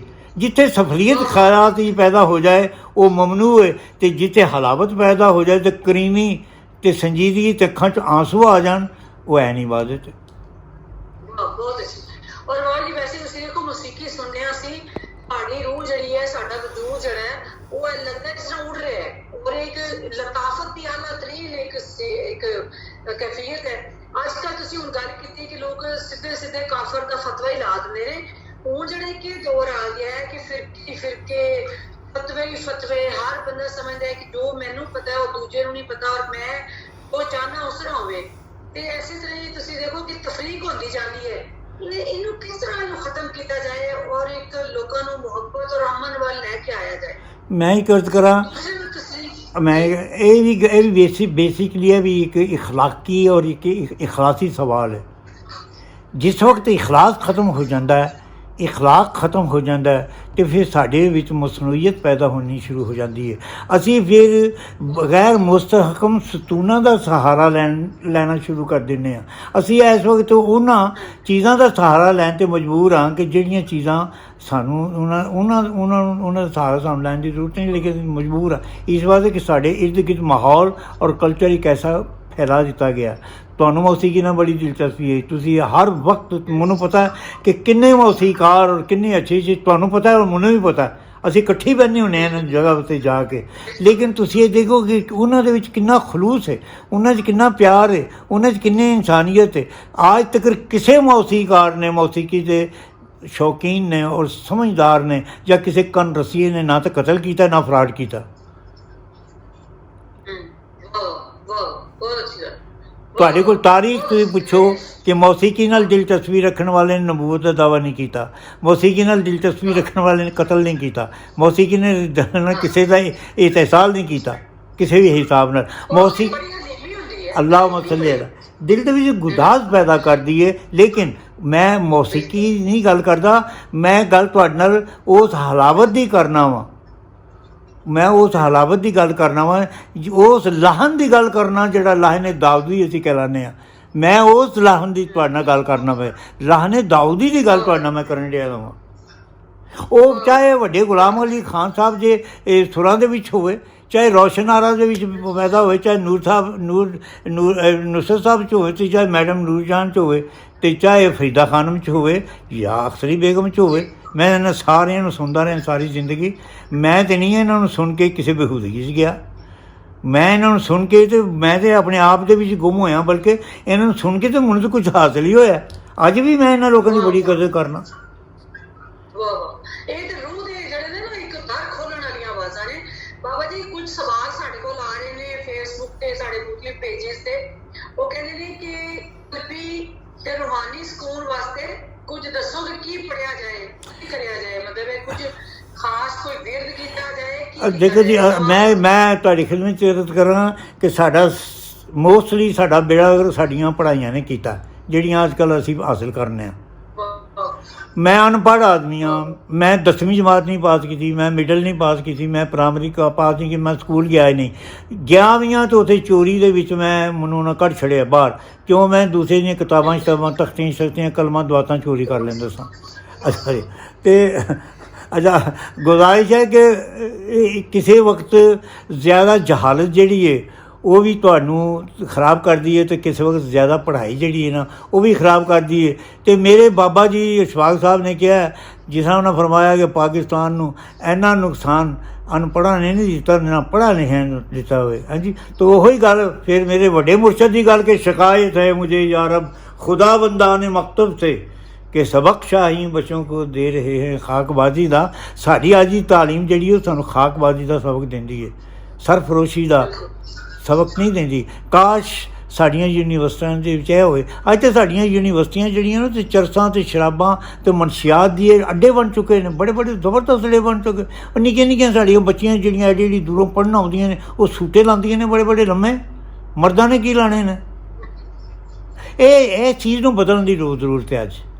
ਨਹੀਂ ਬਾਬਾ ਜੀ, ਤੁਸੀਂ ਗੱਲ ਕੀਤੀ ਨੇ ਕਿ ਬਹੁਤੀ ਪੜ੍ਹਾਈ ਸ਼ਾਇਦ ਤਕੱਬਰ ਦੇ ਨਾਲ ਪੈਦਾ ਹੁੰਦਾ ਹੈ, ਔਰ ਇਹ ਪੜ੍ਹਾਈ ਦੋਵਾਂ ਤਰ੍ਹਾਂ ਦੀ ਹੈ, ਯੂਨੀਵਰਸਿਟੀ ਦੀਆਂ ਡਿਗਰੀਆਂ ਵੀ, ਔਰ ਜਿਹੜੇ ਲੋਕ ਰੱਬ ਦਾ ਜ਼ਿਕਰ ਕਰਦੇ ਨੇ, ਨਫਲੀ ਇਬਾਦਤਾਂ, ਦਰੂਦ, ਉਹ ਵੀ ਬਾਤ ਮੈਂ ਦੇਖਿਆ ਕਿ ਲੋਕ ਬੜਾ ਉਹਦੇ ਤੇ ਫਖਰ ਕਰਦੇ ਨੇ, ਉੱਥੋਂ ਵੀ ਤਕੱਬਰ ਪੈਦਾ ਹੁੰਦਾ ਹੈ। ਤੇ ਲੇਕਿਨ ਜਿਹੜਾ ਮੇਰਾ ਸਵਾਲ ਇਹਦਾ ਬੜਾ ਅੱਛਾ ਤੁਸੀਂ ਦਿੱਤਾ ਜਵਾਬ, ਬਹੁਤ ਅੱਛਾ। ਲੇਕਿਨ ਜਿਹੜਾ ਸਵਾਲ ਹੈ ਬੱਚੀ ਨੇ ਕੀਤਾ, ਉਹਨੇ ਕਿਹਾ ਸੀ ਕਿ ਮਤਲਬ ਇੱਕ ਬੰਦਾ ਬੜਾ ਦੁਖੀ ਹੈ, ਪਰੇਸ਼ਾਨ ਹੈ ਨਾ, ਉਹਨੂੰ ਰੂਹਾਨੀ ਸਕੂਨ ਵਾਸਤੇ ਕੀ ਅਮਲ? ਹਾਂਜੀ, ਮੈਂ ਇਹ ਗੱਲ ਕਰਨਾ ਵਾ। ਉਹ ਰੂਹਾਨੀ ਸਕੂਨ ਵਾਸਤੇ ਅਗਰ ਉਹਨੇ ਕੋਈ ਆਇਤਾਂ ਪੜ੍ਹਨੀਆਂ ਸ਼ੁਰੂ ਕਰਤੀਆਂ ਨੇ, ਆਇਤਲ ਕੁਰਸੀ ਪੜ੍ਹਨੀ ਸ਼ੁਰੂ ਕਰਤੀ ਹੈ, ਦਰੂਸ਼ੀ ਪੜ੍ਹਨਾ ਸ਼ੁਰੂ ਕੀਤੀ, ਇਹ ਚੀਜ਼ਾਂ ਉਹਦੇ ਵਾਸਤੇ ਦਰੁਸਤ ਨਹੀਂ। ਇੱਕ ਬੰਦਾ ਬੜਾ ਕਮਜ਼ੋਰ ਹੈ, ਉਹਨੂੰ ਤੁਸੀਂ ਕਹਿ ਦਿਓ ਖਾਲਸ ਘਿਓ ਜਿਹੜਾ ਗੁਜਰਾਤੋਂ ਮੰਗਾ ਕੇ ਖਾਣਾ, ਅਤੇ ਖਾਲਸ ਉਹਨਾਂ ਨੇ ਕਿ ਇਹ ਗੁੜ ਲੈਣਾ, ਅਤੇ ਖਾਲਸ ਤੂੰ ਪਾਲਕ ਖਾਣੀ, ਅਤੇ ਖਾਲਸ ਤੂੰ ਸਬਜ਼ੀਆਂ ਖਾਣੀਆਂ ਨੇ, ਉਹ ਜਲਦੀ ਮਰ ਜਾਏਗੀ। ਉਹਦੀ ਵਜ੍ਹਾ ਹੈ ਕਿ ਅਸੀਂ ਜਿਹੜੇ ਮਰੀਜ਼ ਹਾਂ, ਅਸੀਂ ਆਦੀ ਹੋ ਚੁੱਕੇ ਹਾਂ ਹੁਣ ਮਸਨੂਈ ਚੀਜ਼ਾਂ ਦੇ। ਅਸੀਂ ਬਣਾਵਟ ਦੇ ਅਤੇ ਝੂਠ ਦੇ ਅਤੇ ਮੁਨਾਫਕਤ ਦੇ ਆਦੀ ਇਸ ਕਦਰ ਹੋ ਚੁੱਕੇ ਹਾਂ ਕਿ ਸੱਚੀ ਗੱਲ ਜਿਹੜੀ ਹੈ ਨਾ, ਉਹ ਸਾਡੇ ਸਾਹਮਣੇ ਅਗਰ ਕੋਈ ਕਰੇ, ਸਾਡਾ ਦਿਲ ਕਰਦਾ ਉਹਨੂੰ ਗੋਲੀ ਮਾਰਤੀ ਜਾਏ। ਅਸਲ 'ਚ ਉਸ ਬੀਬੀ ਨੂੰ ਪੜ੍ਹਾਈ ਵਾਲੇ ਪਾਸੇ ਨਹੀਂ ਪੈਣਾ ਚਾਹੀਦਾ। ਜਿਹੜਾ ਮੌਲਵੀ ਹੈ ਦੱਸਦਾ, ਪੀਰ ਹੈ ਦੱਸਦਾ, ਤੂੰ ਫਲਾਣਾ ਇੰਨੀ ਵਾਰੀ ਇਹ ਪੜ੍ਹ ਅਤੇ ਇੰਨੀ ਵਾਰੀ ਇਹ ਪੜ੍ਹ, ਇਹ ਚੀਜ਼ਾਂ ਦਾ ਮੈਂ ਇਸ ਵਾਸਤੇ ਕਾਇਲ ਕੋਈ ਨਹੀਂ ਕਿ ਅਸੀਂ ਮੁਤਹਮਲ ਹੀ ਨਹੀਂ ਹੋ ਸਕਦੇ ਇੰਨੀ ਪਾਕੀਜ਼ਗੀ ਦਾ ਔਰ ਇੰਨੀ ਤਹਾਰਤ ਦਾ ਔਰ ਇੰਨੀਆਂ ਚੀਜ਼ਾਂ ਦਾ ਕਿ ਅਸੀਂ ਆਇਤਾਂ ਪੜ੍ਹਨੀਆਂ ਸ਼ੁਰੂ ਕੀ। ਸਾਨੂੰ ਆਪਣੀ ਗ਼ਜ਼ਾ 'ਚ ਤਬਦੀਲੀ ਲਿਆਉਣੀ ਚਾਹੀਦੀ। ਸਾਨੂੰ ਸੈਰ ਤਫਰੀਹ, ਆਪਣੇ ਦਿਨ ਭਰ ਦੀ ਜਿਹੜੀ ਮਸ਼ਗੂਲੀਆਤ ਨੇ, ਉਹਨਾਂ ਦੇ ਵਿੱਚ ਸਾਨੂੰ ਖਾਤਰ ਤਬਦੀਲੀ ਲਿਆਉਣੀ ਚਾਹੀਦੀ ਹੈ। ਵੱਡਿਆਂ ਦਾ ਅਦਬ ਕਰਨਾ ਚਾਹੀਦਾ, ਮੁਨਾਸਿਬ ਗ਼ਜ਼ਾ। ਅਗਰ ਸਭ ਤੋਂ ਵੱਡਾ ਐਬ ਜਿਹੜਾ ਹੈ ਉਹ ਮਨਸ਼ਿਆਤ ਔਰ ਸਿਗਰਟ ਪੀਣਾ ਔਰ ਸ਼ਰਾਬ ਜਾਂ ਨਸਵਾਰ, ਇਹਨਾਂ ਚੀਜ਼ਾਂ ਤੋਂ ਦੂਰ ਰਹਿਣਾ ਚਾਹੀਦਾ। ਇਖਲਾਸ ਪੈਦਾ ਕਰੋ, ਫਲਾਹੀ ਕੰਮਾਂ ਦੇ ਵਿੱਚ ਸ਼ਾਮਿਲ ਹੋ ਜਾਓ, ਲੰਗਰ ਤਕਸੀਮ ਕਰੋ, ਚਾਹੇ ਚਿੜੀਆਂ ਨੂੰ ਕਰੋ, ਕੌਵਿਆਂ ਨੂੰ ਕਰੋ, ਬਿੱਲੀਆਂ ਨੂੰ ਕਰੋ, ਕੁਛ ਵੀ ਕਰੋ। ਇਹ ਚੀਜ਼ਾਂ ਬੜੀਆਂ ਜ਼ਰੂਰ ਨੇ। ਇੱਕ ਬੁੱਢੀ ਔਰਤ ਮੈਨੂੰ ਕਹਿੰਦੀ ਕਿ ਮੈਂ ਬੜੀ ਬਿਮਾਰ ਹਾਂ, ਮੈਂ ਕੀ ਕਰਾਂ, ਮੈਂ ਉੱਠ ਵੀ ਨਹੀਂ ਸਕਦੀ, ਮੈਨੂੰ ਕੋਈ ਪੜ੍ਹਨਾ ਸੀ ਦਿਓ। ਮੈਂ ਕਿਹਾ ਜੀ ਨਾ, ਮੈਂ ਕਦੀ ਪੜ੍ਹਿਆ ਜ਼ਿੰਦਗੀ ਵਿੱਚ ਅਤੇ ਨਾ ਤੁਸੀਂ ਪੜ੍ਹੀ ਹੋ। ਕਹਿਣ ਲੱਗੀ ਮੈਂ ਕੀ ਕਰਾਂ। ਮੈਂ ਕਿਹਾ ਲੰਗਰ ਵੰਡ। ਉਹ ਕਹਿੰਦੀ ਮੈਂ ਤਾਂ ਉੱਠ ਹੀ ਨਹੀਂ ਸਕਦੀ, ਮੈਂ ਕਿੱਥੇ ਲੰਗਰ ਵੰਡਾਂ। ਮੈਂ ਕਿਹਾ ਰੋਟੀ ਖਾਂਦੇ ਹੋ? ਕਹਿੰਦੀ ਅਸੀਂ ਚਪਾ ਜੀ ਖਾਂਦੇ ਹਾਂ। ਮੈਂ ਕਿਹਾ 2 ਬੁਰਕੀਆਂ ਤੋੜ ਕੇ, ਭੋਰੇ ਤੋੜ ਕੇ ਨਾ, ਅਤੇ ਆਪਣੀ ਮੰਜੀ ਸੁੱਟ ਛੱਡਿਆ ਕਰੋ, ਚੂਹੇ ਆਵਾਂ ਸੇ ਲੰਗਰ ਪਾਓ। ਕਸਮ ਖੁਦਾ ਦੀ 3 ਹਫ਼ਤਿਆਂ 'ਚ ਕੁੜੀ ਬੰਦੀ ਔਰਤ ਠੀਕ ਹੋ। ਅਸੀਂ ਸਮਝਦੇ ਹਾਂ ਕਿ ਮੋਰਾਂ ਨਹੀਂ ਲੰਗਰ ਪਾਉਣਾ, ਬਤਕਾਂ ਨੂੰ ਵੀ ਪਾਓ, ਚਿੜੀਆਂ ਨੂੰ ਵੀ ਪਾਓ, ਇਹ ਵੀ ਪਾਓ। ਮੇਰਾ ਦਿਨ ਸਟਾਰਟ ਹੀ ਨਹੀਂ ਹੁੰਦਾ ਜਿੰਨਾ ਚਿਰ ਲੰਗਰ ਨਾ ਹੋਵੇ। ਔਰ ਮੈਂ ਅੱਧੀ ਰਾਤੀ ਉੱਠਣਾ ਲੰਗਰ ਪਕਾਉਣ ਵਾਸਤੇ। ਔਰ ਮੈਂ ਪਕਾਉਂਦਾ ਰਿਹਾ ਨਸਵਾ ਤੱਕ ਲੰਗਰ। ਸੈਂਕੜੇ ਲੋਕ ਆਉਂਦੇ ਨੇ, ਤੁਸੀਂ ਕਈ ਦਫਾ ਮੇਰੇ ਕੋਲ ਤਸ਼ਰੀਫ ਲਿਆਏ ਹੋ ਜੀ। ਸਾਰੇ ਹੀ ਖਾਂਦੇ ਨੇ, ਜਿੰਨੇ ਅਦੀਬ ਨੇ ਵੱਡੇ ਵੱਡੇ। ਕਿਹੜਾ ਬੰਦਾ ਹੈ ਬਾਬਾ ਜੀ, ਬਾਨੋ ਜੀ ਕੁਦਸੀਆ, ਸ਼ਾਹ ਸਾਹਿਬ, ਮੁਮਤਾਜ਼ ਸਾਹਿਬ, ਇਹ ਉਹਨਾਂ ਦੀ ਗੱਲ ਕਰ ਦੁਨੀਆ ਵਿੱਚ ਨਹੀਂ ਤਸ਼ਰੀਫ ਫਰਮਾ ਹੈ ਜੀ। ਅਤਾਉਲਾ ਕਾਸਮੀ ਸਾਹਿਬ, ਸ਼ਹਿਜ਼ਾਦ ਅਹਿਮਦ ਸਾਹਿਬ, ਨਦੀਮ ਸਾਹਿਬ, ਇਹ ਕਿਹੜਾ ਬੰਦਾ ਹੈ ਕਿ ਜਿਹਨੇ ਮੇਰੇ ਹੱਥ ਦਾ ਲੰਗਰ ਨਹੀਂ ਖਾਧਾ। ਲੰਗਰ ਤਕਸੀਮ ਕਰੋ ਅਗਰ ਸ਼ਫਾ ਲੈਣੀ ਹੈ, ਲੰਗਰ ਤਕਸੀਮ ਕਰੋ ਅਗਰ ਰੂਹਾਨੀਅਤ ਹਾਸਲ ਕਰਨੀ ਹੈ, ਔਰ ਲੰਗਰ ਤਕਸੀਮ ਉਹ ਕਰੋ ਜਿਹੜਾ ਤੁਹਾਡਾ ਰਿਜ਼ਕੇ ਹਲਾਲ ਵਿੱਚੋਂ ਹੋਵੇ। ਉਹ ਚਾਹੇ ਇੰਨਾ ਸਾਰਾ ਬਾਜਰਾ ਹੋਵੇ ਅਤੇ ਚਾਹੇ 6 ਦੇਗਾਂ ਦੇਸੀ ਘਿਓ ਦੀਆਂ ਹੋਵੇ ਰਿਜ਼ਕੇ ਹਲਾਲ। ਹਲਾਲ ਦੇ ਪੈਸੇ ਦਾ, ਸੂਦ ਦਾ ਪੈਸਾ ਨਹੀਂ ਹੋਣਾ ਚਾਹੀਦਾ, ਰਿਸ਼ਵਤ ਦਾ ਨਹੀਂ ਹੋਣਾ ਚਾਹੀਦਾ।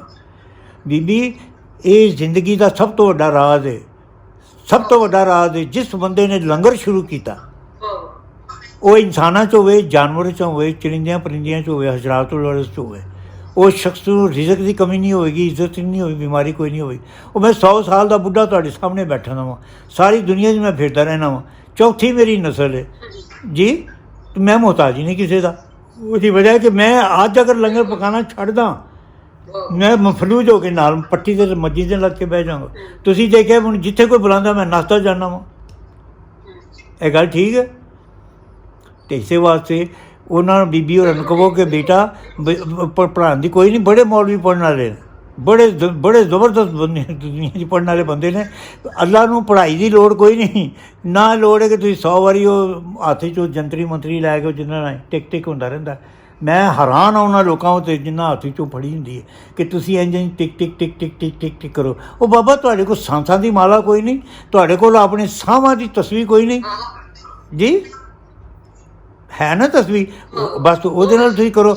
ਕਿਉਂ ਦੱਸਦੇ ਹੋ ਤੁਸੀਂ ਕਿ ਮੈਂ ਜ਼ਰੂਰ, ਮੈਂ ਇੱਕ ਬੈਂਕ 'ਚ ਗਿਆ ਹੈ ਜੀ, ਉਹ ਬੈਠਾ ਦਾ ਅਸਿਸਟੈਂਟ ਮੈਨੇਜਰ ਸੀ ਹੈ ਜੀ, ਅਤੇ ਉਹ ਮੈਂ ਜਾਂ ਮੱਥੇ ਉਹਨਾਂ ਦੇ ਮਿਹਰਾਬ, ਨਿੱਕੀ ਜਿਹੀ ਚੁੱਗੀ ਜਿਹੀ ਦਾੜੀ, ਜਵਾਨ ਜਿਹਾ ਬੱਚਾ, ਬੱਟ ਸਾਹਿਬ ਸਨ ਕੋਈ, ਹੱਥ 'ਚ ਉਹਨਾਂ ਦੇ, ਉਹ ਮੈਂ ਗੁਫ਼ਤਗੂ ਕਰਨਾ ਦੇ ਨਾਲ ਟਿਕ ਟਿਕ ਵੀ ਕਰ ਰਹੇ, ਟਿਕ ਟਿਕ ਵੀ ਕਰ। ਉਹ ਮੈਂ ਦਿਲ 'ਚ ਮੈਂ ਬੱਚੇ ਨੂੰ ਕਿਹਾ ਯਾਰ ਉੱਠ ਪੈ ਇੱਥੋਂ, ਸਾਡਾ ਮਤਲਬ ਇੱਥੇ ਹੱਲ ਨਹੀਂ ਹੋਣਾ। ਕਹਿੰਦਾ ਕਿਉਂ? ਇਸ ਬੜਾ ਨੇਕ ਆਦਮੀ ਤਸਬੀਹ ਪੜ੍ਹਨ ਡਿਆ। ਮੈਂ ਕਿਹਾ ਇਹ ਕਾਹਦੀ ਨੇਕੀ ਹੈ ਕਿ ਸਾਰੀ ਦੁਨੀਆ ਨੂੰ ਦੱਸਣ ਡਿਆ, ਤਾਂ ਇਹਨੂੰ ਕਹੋ ਨਾਲ ਕੋਈ ਸਾਊਂਡ ਸਿਸਟਮ ਰੱਖੇ ਤਾਂ ਕਿ ਇਹਦੀ ਟਿਕ ਟਿਕ ਦੀ ਆਵਾਜ਼ ਜਿਹੜੀ ਨਾ ਪੂਰੀ ਦੁਨੀਆ ਦੇ ਵਿੱਚ ਜਿਹੜੀ ਨਾ ਪਤਾ ਲੱਗੇ, ਅਮਰੀਕਾ ਨੂੰ ਵੀ ਤੇ ਅਫਰੀਕਾ ਨੂੰ ਵੀ, ਕਿ ਫਲਾਣੇ ਬੈਂਕ 'ਚ ਬੱਟ ਸਾਹਿਬ ਬਹਿ ਕੇ ਜਿਹੜਾ ਉਹ ਕਰਦੇ ਨੇ। ਉਹ ਕੰਮ ਤਾਂ ਤੁਸੀਂ ਸੂਦਾਂ ਦੇ ਕਰਦੇ ਹੋ ਪਏ, ਵੇਚਦੇ ਹੋ, ਬੰਦੇ ਫਸਾਉਣ ਦੀ ਕੋਸ਼ਿਸ਼ ਕਰਦੇ ਹੋ ਪਏ, ਗੱਡੀਆਂ ਦਿੰਦੇ ਹੋ ਪਏ ਕਰਜ਼ਿਆਂ ਉੱਤੇ ਹੈ ਜੀ, ਅਤੇ ਨਾਲ ਟਿਕ ਟਿਕ ਵੀ ਕਰਦੇ ਹੋ। ਇਖਲਾਸ ਕੋਈ ਨਹੀਂ ਸਾਡੇ 'ਚ। ਬਾਬਾ ਜੀ ਜਿਹੜੇ ਨਾ ਸੌਰੀ ਬਾਬਾ ਜੀ ਸੂਫੀਆਂ ਦੀ ਹਮੇਸ਼ਾ ਹੀ ਜਿਹੜੀ ਪ੍ਰਸਤੀ ਹੈ ਨਾ, ਜਿਹਦੇ ਤੁਸੀਂ ਵੀ ਜ਼ਿਕਰ ਕੀਤਾ ਹੈ ਕਿ ਇਬਾਦਤ ਤੇ ਫਖਰ ਕਰਨਾ, ਇਤਰਾਣਾ ਔਰ ਬਖਾਨਾ ਕਰਨਾ, ਲੋਕਾਂ ਨੂੰ ਦੱਸਣਾ ਹੈ ਕਿ ਅਸੀਂ ਬੜੇ ਪਰਹੇਜ਼ਗਾਰ ਹਾਂ। ਬਿਲਕੁਲ ਬਿਲਕੁਲ ਜੀ। ਸੂਫੀ ਇਹਨਾਂ ਨੂੰ ਨਿੰਦਿਆ ਹਰ ਦੌਰ ਦੇ ਜਿਹੜਾ ਸੱਚਾ ਸੂਫੀ ਹੈ ਉਹ ਨਿੰਦਿਆ ਕਰਦਾ। ਉਹ ਕਹਿੰਦਾ ਕਿ ਰੱਬ ਦਾ ਤੁਹਾਡੇ ਨਾਲ ਤਾਲੁਕ ਹੈ, ਉਹ ਤੁਹਾਡਾ ਅੰਦਰ ਦਾ ਤਾਲੁਕ ਹੈ। ਅਸਲ ਜਿਹੜਾ ਤੁਹਾਡਾ ਦੁਨੀਆ ਦੀ ਕੰਮ ਹੈ ਉਹ ਤਾਂ ਖਿਦਮਤ ਖਲਕ ਹੈ ਕਿ ਰੱਬ ਦੇ ਲੋਕਾਂ ਨੂੰ ਮੁਸੀਬਤ ਚੋਂ ਕੱਢੋ, ਦੀ ਮਖਲੂਕ ਨੂੰ, ਜਿਸ ਨੂੰ ਤੁਸੀਂ ਕਿਹਾ ਬਹੁਤ ਹੀ ਜ਼ਬਰਦਸਤ ਗੱਲ ਕੀਤੀ। ਅਸਲ ਗੱਲ ਇਹ ਤਾਂ ਨਹੀਂ ਕਿ ਤੁਸੀਂ ਇਕੱਲੇ ਬਹਿ ਕੇ ਤੇ ਪੜ੍ਹਾਈ ਕਰਦੇ ਰਹੋ, ਰੱਬ ਦੀ ਮਖਲੂਕ ਜਿਹੜੀ ਹੈ ਉਹ ਨਾਲ ਜਿਹੜੀ ਉਹ ਮਰ ਰਿਹਾ, ਕੋਈ ਨਾਲ ਮਾਰਿਆ, ਕੋਈ ਬਿਮਾਰੀ ਨਾਲ ਮਾਰਿਆ, ਤੇ ਉਹ ਤੁਹਾਡੀ ਪੜ੍ਹਾਈ ਕਬੂਲ ਨਹੀਂ ਹੁੰਦੀ, ਬਲਕਿ ਉਹਨਾਂ ਬੰਦਿਆਂ ਨੂੰ ਤੁਸੀਂ ਬਿਲकुल नबी करीम सल्लल्लाहु अलैहि वसल्लम की हदीस मुबारक भी है। और ये भी चीज़ है जिस तरह फरमाया गया कि तुम सारी रात एक लाते खलो के नफल पढ़ते हो पे, अगर तुम दीवे दे विच दीवे की रोशनी वास्ते किसी तालब इलम वास्ते कोई सबक लिखते हो पे, या किसी को तालीम देंदे हो पे, या किसी की तीमारदारी तुम करते हो, या तुम चौकीदारी करते हो पे, या कोई भी काम कर रहे हो तुसी, मैं समझना वो दुनिया का सब तो अजीम तरीन काम है। दुनिया के जिन्ने अजीम तरीन काम होंगे ने वो इंसानियत की खिदमत तो शुरू ने, इंसान की ज़ाती इबादत तो शुरू नहीं होए। खिदमत है खिदमत। हाँ जी जी जी, मैं करना, मेरे तो वड्डा मुलामती कोई नहीं। तुसी यकीन फरमाओगे, यकीन फरमाओगे कोई कपड़ा ऐसा नहीं जिहड़ा मैं सालां नहीं पाया। मैं अज भी जिहड़े कपड़े पाए ने वो सालां पुराने पाए दे ने मैं कपड़े, और अज भी वो चीज़ है। मुलामत का मतलब है नहीं कि तुम अपने सिर 'च जुत्तियां मार दो, अपने आप को गालां कड्डदे हो, या तुम वट्टे खांदे हो, रोटी नहीं खांदे, या तुम कंढियां ते टुरदे हो, ये सड़क ते नहीं टुरदे, या जुत्ती कपड़े नहीं पाते। मुलामत का मुराद है वे कि अपने आप को हकीर समझना, ਭੈੜੇ ਤੇ ਭਾੜਾ ਵੀ ਬੰਦਾ ਤੁਹਾਡੇ ਸਾਹਮਣੇ ਜ਼ਾਹਰ ਆਪਣੇ ਆਪ ਨੂੰ ਕਰੇ ਤਾਂ ਉਹਨੂੰ ਕਹੋ ਬਈ ਮੈਂ ਤੇਰੇ ਤੋਂ ਵੀ ਜ਼ਿਆਦਾ ਭੈੜਾ ਵਾਂ। ਮੁਲਾਮਤ ਤੋਂ ਮੁਰਾਦ ਹੈ ਵੇ ਕਿ ਮੈਂ ਸਾਰਿਆਂ ਨੂੰ ਖੁਆ ਕੇ ਜਿਹੜਾ ਬੱਚਿਆਂ ਦਾ ਹੁੰਦਾ ਉਹ ਮੈਂ ਖਾਣਾ ਵਾਂ। ਅੰਦਰ ਬੱਤੇ ਬੈਠੇ ਹੁਣ ਮੈਂ ਉਹਨਾਂ ਦੀਆਂ ਜੁੱਤੀਆਂ ਬਾਤ ਸਿੱਧੀਆਂ ਕਰਨਾ ਅਤੇ ਉਹਨਾਂ ਨੂੰ ਸਾਫ਼ ਕਰਕੇ ਰੱਖਣਾ। ਮੁਲਾਮਤ ਇਸ ਚੀਜ਼ ਦਾ ਨਾਂ ਹੈ। ਮੁਲਾਮਤ ਇਸ ਚੀਜ਼ ਦਾ ਨਹੀਂ ਕਿ ਮੈਂ ਸਿਰ 'ਤੇ ਆਪਣੇ 'ਤੇ ਛੁਰੀਆਂ ਮਾਰਨਾ ਜਾਂ ਸਿਰ 'ਤੇ ਆਪਣੀ ਜੁੱਤੀਆਂ ਮਾਰਨਾ ਜਾਂ ਮੁੱਕੇ ਮਾਰਨਾ ਜਾਂ ਮੈਂ ਆਪਣੇ ਆਪ ਨੂੰ ਗਾਲਾਂ ਕੱਢਣਾ। ਮੁਲਾਮਤ ਦਾ ਮਤਲਬ ਹੈ ਵੇ, ਮੁਲਾਮਤ ਦਾ ਮਤਲਬ ਹੈ ਕਿ ਮੈਂ ਆਪਣੇ ਆਪ ਨੂੰ ਸੀਗਾ ਮੁਲਾਮਤ ਦੇ ਵਿੱਚ ਰੱਖਣਾ। ਮੈਂ ਕਹਿਣਾ ਮੈਂ ਕੁਛ ਨਹੀਂ, ਮੈਂ ਕੁਛ ਨਹੀਂ। ਔਰ ਇਹ ਹੋਈ ਚੀਜ਼ ਇੱਕ ਬੜੀ ਵੱਡੀ, ਅਸੀਂ ਲਾਈਨ ਦੇ ਵਿੱਚ ਫਸਟ ਲਾਈਨ ਦੇ ਵਿੱਚ ਨਹੀਂ ਖਲੋ ਕੇ ਖੜ੍ਹੇ ਹੁੰਦੇ, ਅਸੀਂ ਸਾਰੇ ਦੇ ਪਿੱਛੇ ਬਹਿੰਦੇ ਹਾਂ। ਅਸੀਂ ਇਮਾਮ ਸਾਹਿਬ ਦੇ ਪਿੱਛੇ ਨਹੀਂ ਖਲੋਂਦੇ ਜਾ ਕੇ ਤਾਂ ਕਿ ਸਵਾਬ ਸਾਡਾ ਮਿਲੇ। ਅਸੀਂ ਸਾਰਿਆਂ ਤੋਂ ਪਿੱਛੇ ਖਲੋਨੇ ਹਾਂ, ਨਮਾਜ਼ ਖਤਮ ਕਰਨ ਤੋਂ ਪਹਿਲਾਂ ਹੀ ਬਾਹਰ ਨਿਕਲ ਆਉਂਦੇ ਹਾਂ। ਮੁਲਾਮਤ ਦਾ ਮਤਲਬ ਇਹ ਨਹੀਂ ਹੱਥੀ ਤਸਬੀਹ ਫੜ ਕੇ ਅਤੇ ਤੁਸੀਂ ਮਸਜਿਦ ਜਾਂਦੇ ਹੋ, ਜਿਹੜਾ ਰਸਤੇ 'ਚ ਮਿਲੇ, ਹਾਂਜੀ ਹਾਜੀ ਸਾਹਿਬ ਯਾਰ ਮੈਂ ਨਮਾਜ਼ ਪੜ੍ਹਨੀ, ਯਾਰ ਮੈਂ ਆ ਕੇ ਗੱਲ ਕਰਾਂਗਾ, ਮੈਂ ਪੜ੍ਹਾਂ, ਨਮਾਜ਼ ਕਜ਼ਾ ਪਈ ਹੁੰਦੀ ਹੈ। ਇਹ ਨਮਾਜ਼ ਕਾਹਦੀ ਹੈ ਜਿਹੜੀ ਕਜ਼ਾ ਹੋ ਗਈ ਹੈ ਤੁਹਾਡੀ? ਇਹ ਤਾਂ ਹੈ ਵੇ ਨਮਾਜ਼ ਪੜ੍ਹੀ ਹੈ, ਸਲਾਮ ਫੇਰੇ ਜੀ ਅਤੇ ਫਟਾਫਟ ਨਸੋ ਉੱਥੋਂ, ਤੁਹਾਨੂੰ ਕੋਈ ਇਹ ਨਾ ਫੜ ਲਵੇ ਯਾਰ ਇਹ ਵੀ ਨਮਾਜ਼ ਪੜ੍ਹਦਾ ਪਿਆ। ਅਰਜ਼ ਕਰਨ ਮੈਂ ਹਾਂਜੀ ਅਤੇ ਆਪਣਾ ਉਹ ਆਪਣਾ ਬਸ ਇਹੋ ਹੀ ਚੀਜ਼ ਹੈ ਆਪਣਾ ਉਹਦਾ ਕੀ ਹੈ ਜੀ ਕਿ ਆਪਣਾ ਦਿਖਾਵਾ ਜਿਹੜਾ ਹੈ ਨਾ ਇਹ ਜਿੱਥੇ ਪੈਦਾ ਹੋ ਗਿਆ ਗੱਲ ਖਤਮ ਹੋ ਗਈ ਬਸ ਇਹ ਚੀਜ਼। ਬਿਲਕੁਲ ਸਹੀ ਬਾਬਾ ਜੀ, ਤੁਸੀਂ ਬੜੀ ਸੋਹਣੀ ਲੱਗੀ ਸੀ, ਮੈਨੂੰ ਬੜੀ ਚੰਗੀ ਲੱਗੀ ਕਿ ਤਸਬੀਹ ਦੇ ਵਾਲਾ ਕਿ ਸਾਹਾਂ ਦੀ ਮਾਲਾ, ਸਾਹਾਂ ਦੀ ਤਸਬੀਹ ਔਰ ਹਰ ਸਾਹ ਨਾਲ ਰੱਬ ਨੂੰ ਯਾਦ ਕਰਨਾ। ਮਨ ਸੁਲਤਾਨ ਬਾਹੂ ਦਾ ਯਾਦ ਆ ਰਿਹਾ ਮਿਸਰਾ ਕਿ ਜੋ ਦਮ ਗਾਫਿਰ ਸੋ ਦਮ ਕਾਫਿਰ। ਔਰ ਇਹਨੂੰ ਅਗਰ ਜ਼ਹਿਨ 'ਚ ਰੱਖੀਏ ਤਾਂ ਰੱਬ ਦੀ ਰਜ਼ਾ ਹਰ ਵੇਲੇ, ਰੱਬ ਨੇ ਕੀ ਸਾਨੂੰ ਕਿਸ ਲਈ ਭੇਜਿਆ ਹੈ, ਖਿਦਮਤ ਖਲਕ ਲਈ ਭੇਜਿਆ ਹੈ, ਦੁਨੀਆ ਨੂੰ ਨੇਕੀ ਵੱਲ ਲੈ ਕੇ ਜਾਣ ਲਈ ਭੇਜਿਆ ਔਰ ਆਪਣੇ ਰਵੱਈਏ ਨਾਲ ਲੋਕਾਂ ਨੂੰ ਨੇਕੀ ਵੱਲ ਲੈ ਕੇ ਜਾਣਾ ਹੈ। ਪਲੀਗ ਨਾਲ ਸੁਭਾਨ ਅੱਲਾਹ। ਬੜੀਆਂ ਸੋਹਣੀਆਂ ਗੱਲਾਂ, ਬੜੀਆਂ ਸੋਹਣੀਆਂ ਗੱਲਾਂ। ਅੱਛਾ ਬਾਬਾ ਜੀ, ਮੇਰਾ ਇੱਕ ਜ਼ਾਤੀ ਸਵਾਲ ਹੈ ਉਹ ਇਹ ਕਿ ਤੁਸੀਂ, ਤੁਹਾਡੀ ਨਸਲ ਇਤਨੀ ਮੁਰੱਸਾ, ਇਤਨੀ ਆਲਾ, ਤੁਸੀਂ ਕਹਿੰਦੇ ਹੋ ਮੈਂ ਸਕੂਲ ਕਾਲਜ ਯੂਨੀਵਰਸਿਟੀ ਪੜ੍ਹਿਆ ਵੀ ਨਹੀਂ, ਲੇਕਿਨ ਜਿਹੜੇ ਤੁਸੀਂ ਲਫ਼ਜ਼ ਲਿਖਦੇ ਹੋ ਉਹਦੇ ਮੋਤੀਆਂ ਵਰਗੇ ਹੁੰਦੇ ਨੇ। ਉਹ ਕੋਈ ਆਮ ਨਸਲ ਨਹੀਂ ਹੈ ਕਿ ਤੁਸੀਂ ਇੱਕ ਨਾਵਲ, ਅਸੀਂ ਵੀ ਬੜਾ ਅਦਬ ਪੜ੍ਹਿਆ ਹੈ, ਆਲਮੀ ਅਦਬ ਵੀ ਪੜ੍ਹਿਆ ਹੈ, ਪਾਕਿਸਤਾਨ ਦਾ, ਹਿੰਦੁਸਤਾਨ ਦਾ, ਬਾਕੀ ਵੀ ਪੜ੍ਹਿਆ, ਲੇਕਿਨ ਤੁਹਾਡੀ ਨਸਲ ਜਿਹੜੀ ਹੈ ਉਹ इतनी संवरी मुरस्सा और इतनी खूबसूरत कि वो मनु एक बास बात मैं निशानियां लाइया ने कि ये पूरी नज़म है, एड़ियां दो लाइनां ने कि नज़म है, ये रब नूं है। ਇਹ ਸਾਰਾ ਕੁਛ ਬੇਟੀਆ ਬਹੁਤ ਅੱਛਾ ਸਵਾਲ ਤੁਸੀਂ ਕੀਤਾ ਹੋਵੇ। ਬਹੁਤ ਸਵਾਲ ਕਈ ਦਫਾ ਤੇ ਮੈਨੂੰ ਲੋਕਾਂ ਸ਼ਿਕਾਇਤ ਵੀ ਕਰਦੇ ਨੇ ਬਾਬਾ ਜੀ ਤੁਸੀਂ ਆਸਾਨ ਨਹੀਂ ਲਿਖ ਸਕਦੇ। ਮੈਂ ਕਿਹਾ ਇਹ ਆਸਾਨੀਆਂ ਹੀ ਤਾਂ ਇਨਸਾਨ ਨੂੰ ਕਾਫਰ ਬਣਾਉਂਦੀਆਂ ਨੇ, ਮੁਸ਼ਕਿਲਾਂ ਬਣਾਉਂਦੀਆਂ ਨੇ। ਉਹ ਤੁਹਾਨੂੰ ਅਗਰ ਮੌਸੀਕੀ ਨੂੰ ਸਮਝਣਾ ਤਾਂ ਖੁਦਾ ਦਾ ਵਾਸਤਾ ਜੀ ਕਲਾਸਿਕ ਮੌਸੀਕੀ ਨੂੰ ਸਮਝਣ ਦੀ ਕੋਸ਼ਿਸ਼ ਕਰੋ। ਮੌਸੀਕੀ ਤੁਸੀਂ ਕਲਾਸਿਕ ਕਿਸੇ ਘਰਾਣੇ ਵਾਲੇ ਕੋਲ ਬਹਿ ਕੇ ਸਿੱਖੋ ਕਿ ਮੌਸੀਕੀ ਕੀ ਹੁੰਦੀ ਹੈ। ਅਤੇ ਜਿਸ ਘਰਾਣੇ ਵਾਲੇ ਕੋਲ ਬੈਠੋਗੇ ਨਾ ਤਾਂ ਇਹ 10-15 ਸਾਲ ਤੁਹਾਨੂੰ ਅਮਰੋਹੀ ਸਿਖਾਉਂਦਾ ਰਹੇਗਾ। ਤੁਸੀਂ ਕਹੋਗੇ ਯਾਰ ਇਹ 5 ਸਾਲਾਂ 'ਚ ਬੰਦਾ ਸਟਾਰ ਬਣ ਜਾਂਦਾ, ਤੁਸੀਂ 15 ਸਾਲ ਹੋ ਗਏ ਨੇ ਅੱਜ ਤੱਕ ਅਮਰੋਹੀ ਮੇਰੀ ਖਤਮ ਨਹੀਂ ਤੁਸੀਂ ਕਰਾਉਂਦੇ ਪਏ ਹੈ ਜੀ। ਉਹ ਜਿਹੜਾ ਮੌਸੀਕੀ ਸਿੱਖੀ ਨਹੀਂ ਹੁੰਦਾ ਨਾ 20 ਸਾਲ ਪਹਿਲੇ ਤਬਲੇ ਦੇ ਹੱਥ ਸਿੱਧੇ ਕਰਦੇ ਨੇ, ਫਿਰ ਉਹ ਆਪਣਾ ਇਕਲਾਬਬਾਦ ਕਰਦੇ ਨੇ ਨੁਸਰਤ ਫਤਿਹ ਅਲੀ ਖਾਨ ਵਾਂਗਰ ਹੈ ਜੀ, ਇਹ ਜੀ ਗੁਲਾਮ ਅਲੀ ਖਾਨ ਸਾਹਿਬ ਵਾਂਗਰ ਕਿ ਜਿੰਨਾ ਸਿੱਖਿਆ ਹੀ ਤਬਲਾ 10-10 ਸਾਲ ਤਬਲਾ ਵਜਾਇਆ ਬੈਠ ਕੇ, ਆਵਾਜ਼ ਹੀ ਮੂੰਹੋਂ ਕੱਢੀ। ਇਹ ਹੁੰਦੇ ਨੇ ਲੋਕ ਕਰਨ ਵਾਲੇ।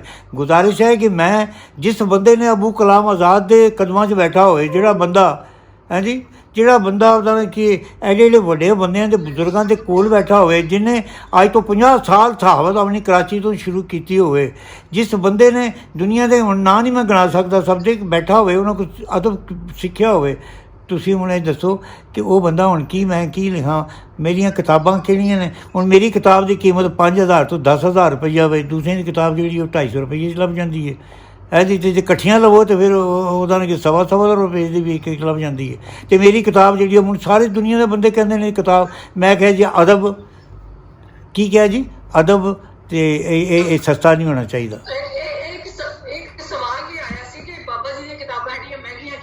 ਅੱਛੀ ਚੀਜ਼ ਮਹਿੰਗੀ ਹੁੰਦੀ ਹੈ, ਅੱਛੀ ਚੀਜ਼ ਮਹਿੰਗੀ ਹੁੰਦੀ ਹੈ। ਅੱਛੀ ਚੀਜ਼ ਇਹ ਗੱਲ ਮੈਨੂੰ ਉੱਥੋਂ ਨਿਕਲੀ, ਮੈਂ ਛੋਟਾ ਜਿਹਾ ਬੱਚਾ ਸਾਂ ਸਿਆਲਕੋਟ 'ਚ, ਕੰਧਾਂ ਉੱਤੇ ਸੁਲਤਾਨ ਸੋਪ ਕੰਪਨੀ ਦਾ ਨਾਂ ਲਿਖਿਆ ਹੁੰਦਾ ਸੀ ਕੱਪੜੇ ਧੋਣ ਵਾਲਾ, ਅਤੇ ਉੱਤੇ ਇੱਕ ਨਾਲ ਲਫ਼ਜ਼ ਲਿਖਿਆ ਹੁੰਦਾ ਸੀ ਹੈ ਜੀ ਕਿ ਅੱਛੀ ਚੀਜ਼ ਮਹਿੰਗੀ ਹੁੰਦੀ ਆ ਆਏ ਹਾਏ ਹਾਏ ਹਾਏ ਹਾਏ, ਉਹ ਚੀਜ਼ ਐਸੀ ਮੇਰੇ ਦਿਮਾਗ 'ਚ ਬੈਠੀ ਹੈ। ਮੈਂ ਉਹਨੂੰ ਆ ਗਿਆ ਹੁਣ ਮੇਰੀ ਜਿਹੜੀ ਕਿਤਾਬ ਅਗਲੀ ਆ ਰਹੀ ਉਹ 25,000 ਰੁਪਈਏ ਦੀ, ਦਿਮਾਗ ਖਰਾਬ ਹੋ ਜਾਏਗਾ। ਮੈਂ ਪਬਲਿਸ਼ਰ ਨੂੰ ਕਹਿਦਾ ਮੇਰੀ ਕਿਤਾਬ ਨਾ ਵਿਕੇ 25,000 ਦੀ, ਫਿਰ ਜਿਹੜੀ ਆਖਰੀ ਆਏਗੀ ਉਹ ਲੱਖ ਰੁਪਏ ਦੀ ਹੋਵੇਗੀ, ਲਿਮਿਟਿਡ ਐਡੀਸ਼ਨ ਹੋਵੇਗਾ। ਅੱਛਾ ਜੀ, ਉਹ ਛਪਣ ਤੋਂ ਪਹਿਲਾਂ ਹੀ ਸਾਰੀ ਵਿਕ ਗਈ ਹੋਵੇਗੀ। ਹੁਣ ਸਵਾਲ ਹੈ ਵੇ, ਮੈਂ ਤਾਂ ਆਪਣੇ ਐਡੀਸ਼ਨ ਨੂੰ ਸਭ ਤੋਂ ਵੱਡਾ, ਮੇਰਾ ਪਾਕਿਸਤਾਨ ਦਾ ਸਭ ਤੋਂ ਵੱਡਾ ਜਿਹੜਾ ਪਬਲਿਸ਼ਰ ਹੈ ਉਹ ਬਾਬਾ ਜਾਜਾ ਖਾਨ ਦਾ ਹੈ ਜੀ। ਲੇਕਿਨ ਲੁਤਫ ਦੀ ਗੱਲ ਹੈ, ਤੁਸੀਂ ਉਹਨਾਂ ਦੇ ਸ਼ੋਅਰੂਮ ਵਿੱਚ ਚਲੇ ਜਾਓ, ਬਾਬਾ ਦੀ ਕਿਤਾਬ ਤੁਹਾਨੂੰ ਨਜ਼ਰ ਨਹੀਂ ਆਏਗੀ, ਦੂਸਰੀਆਂ 1000 ਨਜ਼ਰ ਆਉਣਗੀਆਂ, ਢੇਰਾਂ ਦੇ ਢੇਰ ਲੱਗੇ, ਮੇਰੀ ਕਿਤਾਬ ਨਜ਼ਰ ਨਹੀਂ ਆਉਣਗੀ। ਤੋ ਪੁੱਛੋ ਜੀ ਅਸੀਂ ਯਾਰ ਬਾਬਾ ਜਾਜਾ ਦੀ ਕਿਤਾਬ 'ਚ ਉਹ ਕੋਨਾ ਹੋਏਗਾ ਜੀ, ਉੱਥੇ ਹੀ ਕਿਤਾਬ ਪਈ ਹੋਵੇਗੀ। ਠੀਕ ਹੈ ਜੀ, ਅੱਛਾ ਲੁਤਫ ਹੈ ਵੇ। ਹੁਣ ਦੂਸਰੀਆਂ ਦੀਆਂ ਕਿਤਾਬਾਂ ਤੁਸੀਂ ਪੰਡ ਚੁੱਕ ਕੇ ਲੈ ਆਓ, ਮੇਰੀ ਕਿਤਾਬ ਵੀ ਖਰੀਦੀ ਜਾਂਦੀ ਹੈ ਜੀ। ਹੁਣ ਸਵਾਲ ਤਾਂ ਇਹ ਪੈਦਾ ਹੁੰਦਾ, ਮੈਂ ਤਾਂ ਪਬਲਿਸ਼ਰ ਨੂੰ ਕਿਹਾ ਮੇਰੀ ਕਿਤਾਬ ਨਾ ਵਿਕੇ, ਉਹ ਟਰੱਕ 'ਚ ਪਾ ਕੇ ਲੈ ਆਓ ਜੀ, ਅਤੇ ਕੈਸ਼ ਮੇਰੇ ਕੋਲ ਪੈਸੇ ਲੈ ਜਾਓ, ਭਾਵੇਂ 2 ਕਰੋੜ ਬਣਦਾ, ਮੈਂ ਤੁਹਾਨੂੰ 2 ਕਰੋੜ ਦੇ ਦਿਆਂਗਾ ਕੈਸ਼, ਕਿਤਾਬ ਮੈਨੂੰ ਦੇ ਜਾਓ ਆ ਕੇ। ਮੇਰੀ ਕਿਤਾਬ ਸ਼ੁਰੂ ਹੀ ਇਸ ਗੱਲ ਤੋਂ ਹੋਈ ਸੀ, ਉਹ ਰਿਸਕ ਨਹੀਂ ਸਨ ਲੈਂਦੇ ਪਏ।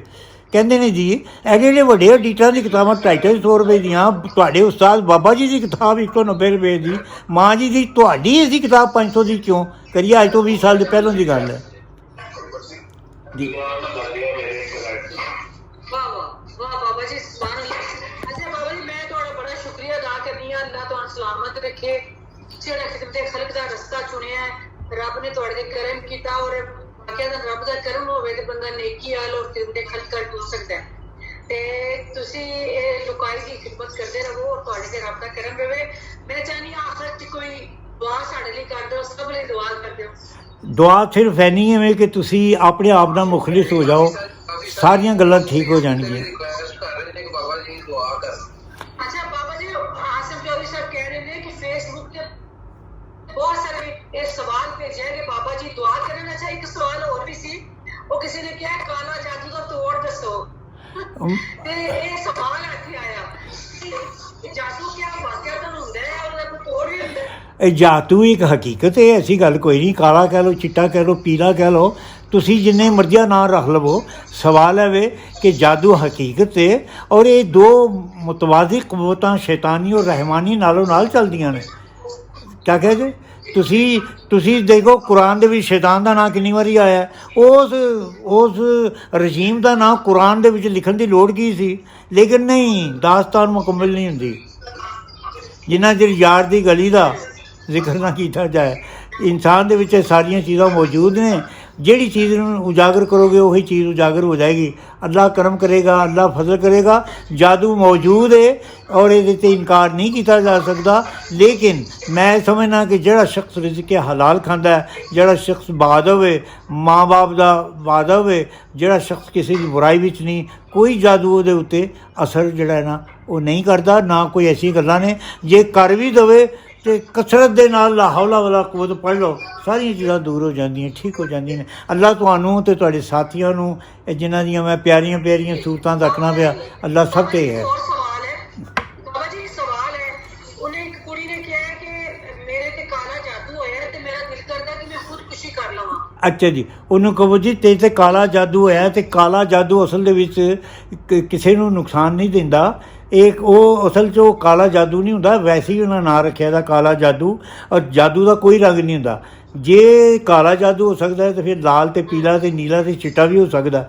ਅੱਜ ਤੱਕ ਕਿਉਂ ਨਹੀਂ ਕਿਸੇ ਨੇ ਕਿਹਾ ਕਿ ਮੇਰੇ 'ਤੇ ਚਿੱਟਾ ਜਾਦੂ ਹੋਇਆ, ਮੇਰੇ 'ਤੇ ਲਾਲ ਜਾਦੂ ਹੋਇਆ, ਮੇਰੇ 'ਤੇ ਜਾਮਨੂ ਜਾਦੂ ਹੋਇਆ? ਇਹ ਸਭ ਟਕੋਸਲੇ ਨੇ। ਕਿਸੇ ਜਾਦੂ ਦਾ ਕੋਈ ਰੰਗ ਨਹੀਂ ਹੁੰਦਾ ਕਿ ਕਾਲਾ ਕੀ ਹੈ ਅਤੇ ਚਿੱਟਾ ਕੀ ਹੈ, ਐਸੀ ਗੱਲ ਕੋਈ ਨਹੀਂ। ਕਾਲਾ ਰੰਗ ਤਾਂ ਕਰਮਾਂ ਵਾਲਾ ਹੁੰਦਾ। ਕਾਲਾ ਜਾਦੂ ਹੋ ਸਕਦਾ ਹੀ ਨਹੀਂ। ਚਿੱਟਾ ਹੋ ਸਕਦਾ ਹੈ, ਪੀਲਾ ਹੋ ਸਕਦਾ ਹੈ, ਲਾਲ ਹੋ ਸਕਦਾ, ਕਾਲਾ ਨਹੀਂ ਹੋ ਸਕਦਾ। ਕਾਲਾ ਤਾਂ ਰਹਿਮਤ ਦਾ ਰੰਗ ਹੈ, ਇਹ ਨਬੀ ਪਾਕ ਸੱਲੱਲਾਹੁ ਅਲੈਹਿ ਵਸੱਲਮ ਦੀ ਰੀਸ਼ ਮੁਬਾਰਕ ਦਾ ਰੰਗ ਹੈ, ਆਪ ਦੇ ਵਾਲਾਂ ਦਾ ਰੰਗ ਹੈ, ਇਹ ਤਾਂ ਕੁਰਾਨ ਦੇ ਹਰਫਾਂ ਦਾ ਰੰਗ ਹੈ। ਇਹ ਕਾਲਾ ਕਿਸ ਤਰ੍ਹਾਂ ਹੋ ਸਕਦਾ? ਇਹ ਨਹੀਂ ਕਾਲਾ ਹੋ ਸਕਦਾ ਹੈ, ਹਜਰੇ ਅਸਵਦ ਦਾ ਰੰਗ ਹੈ।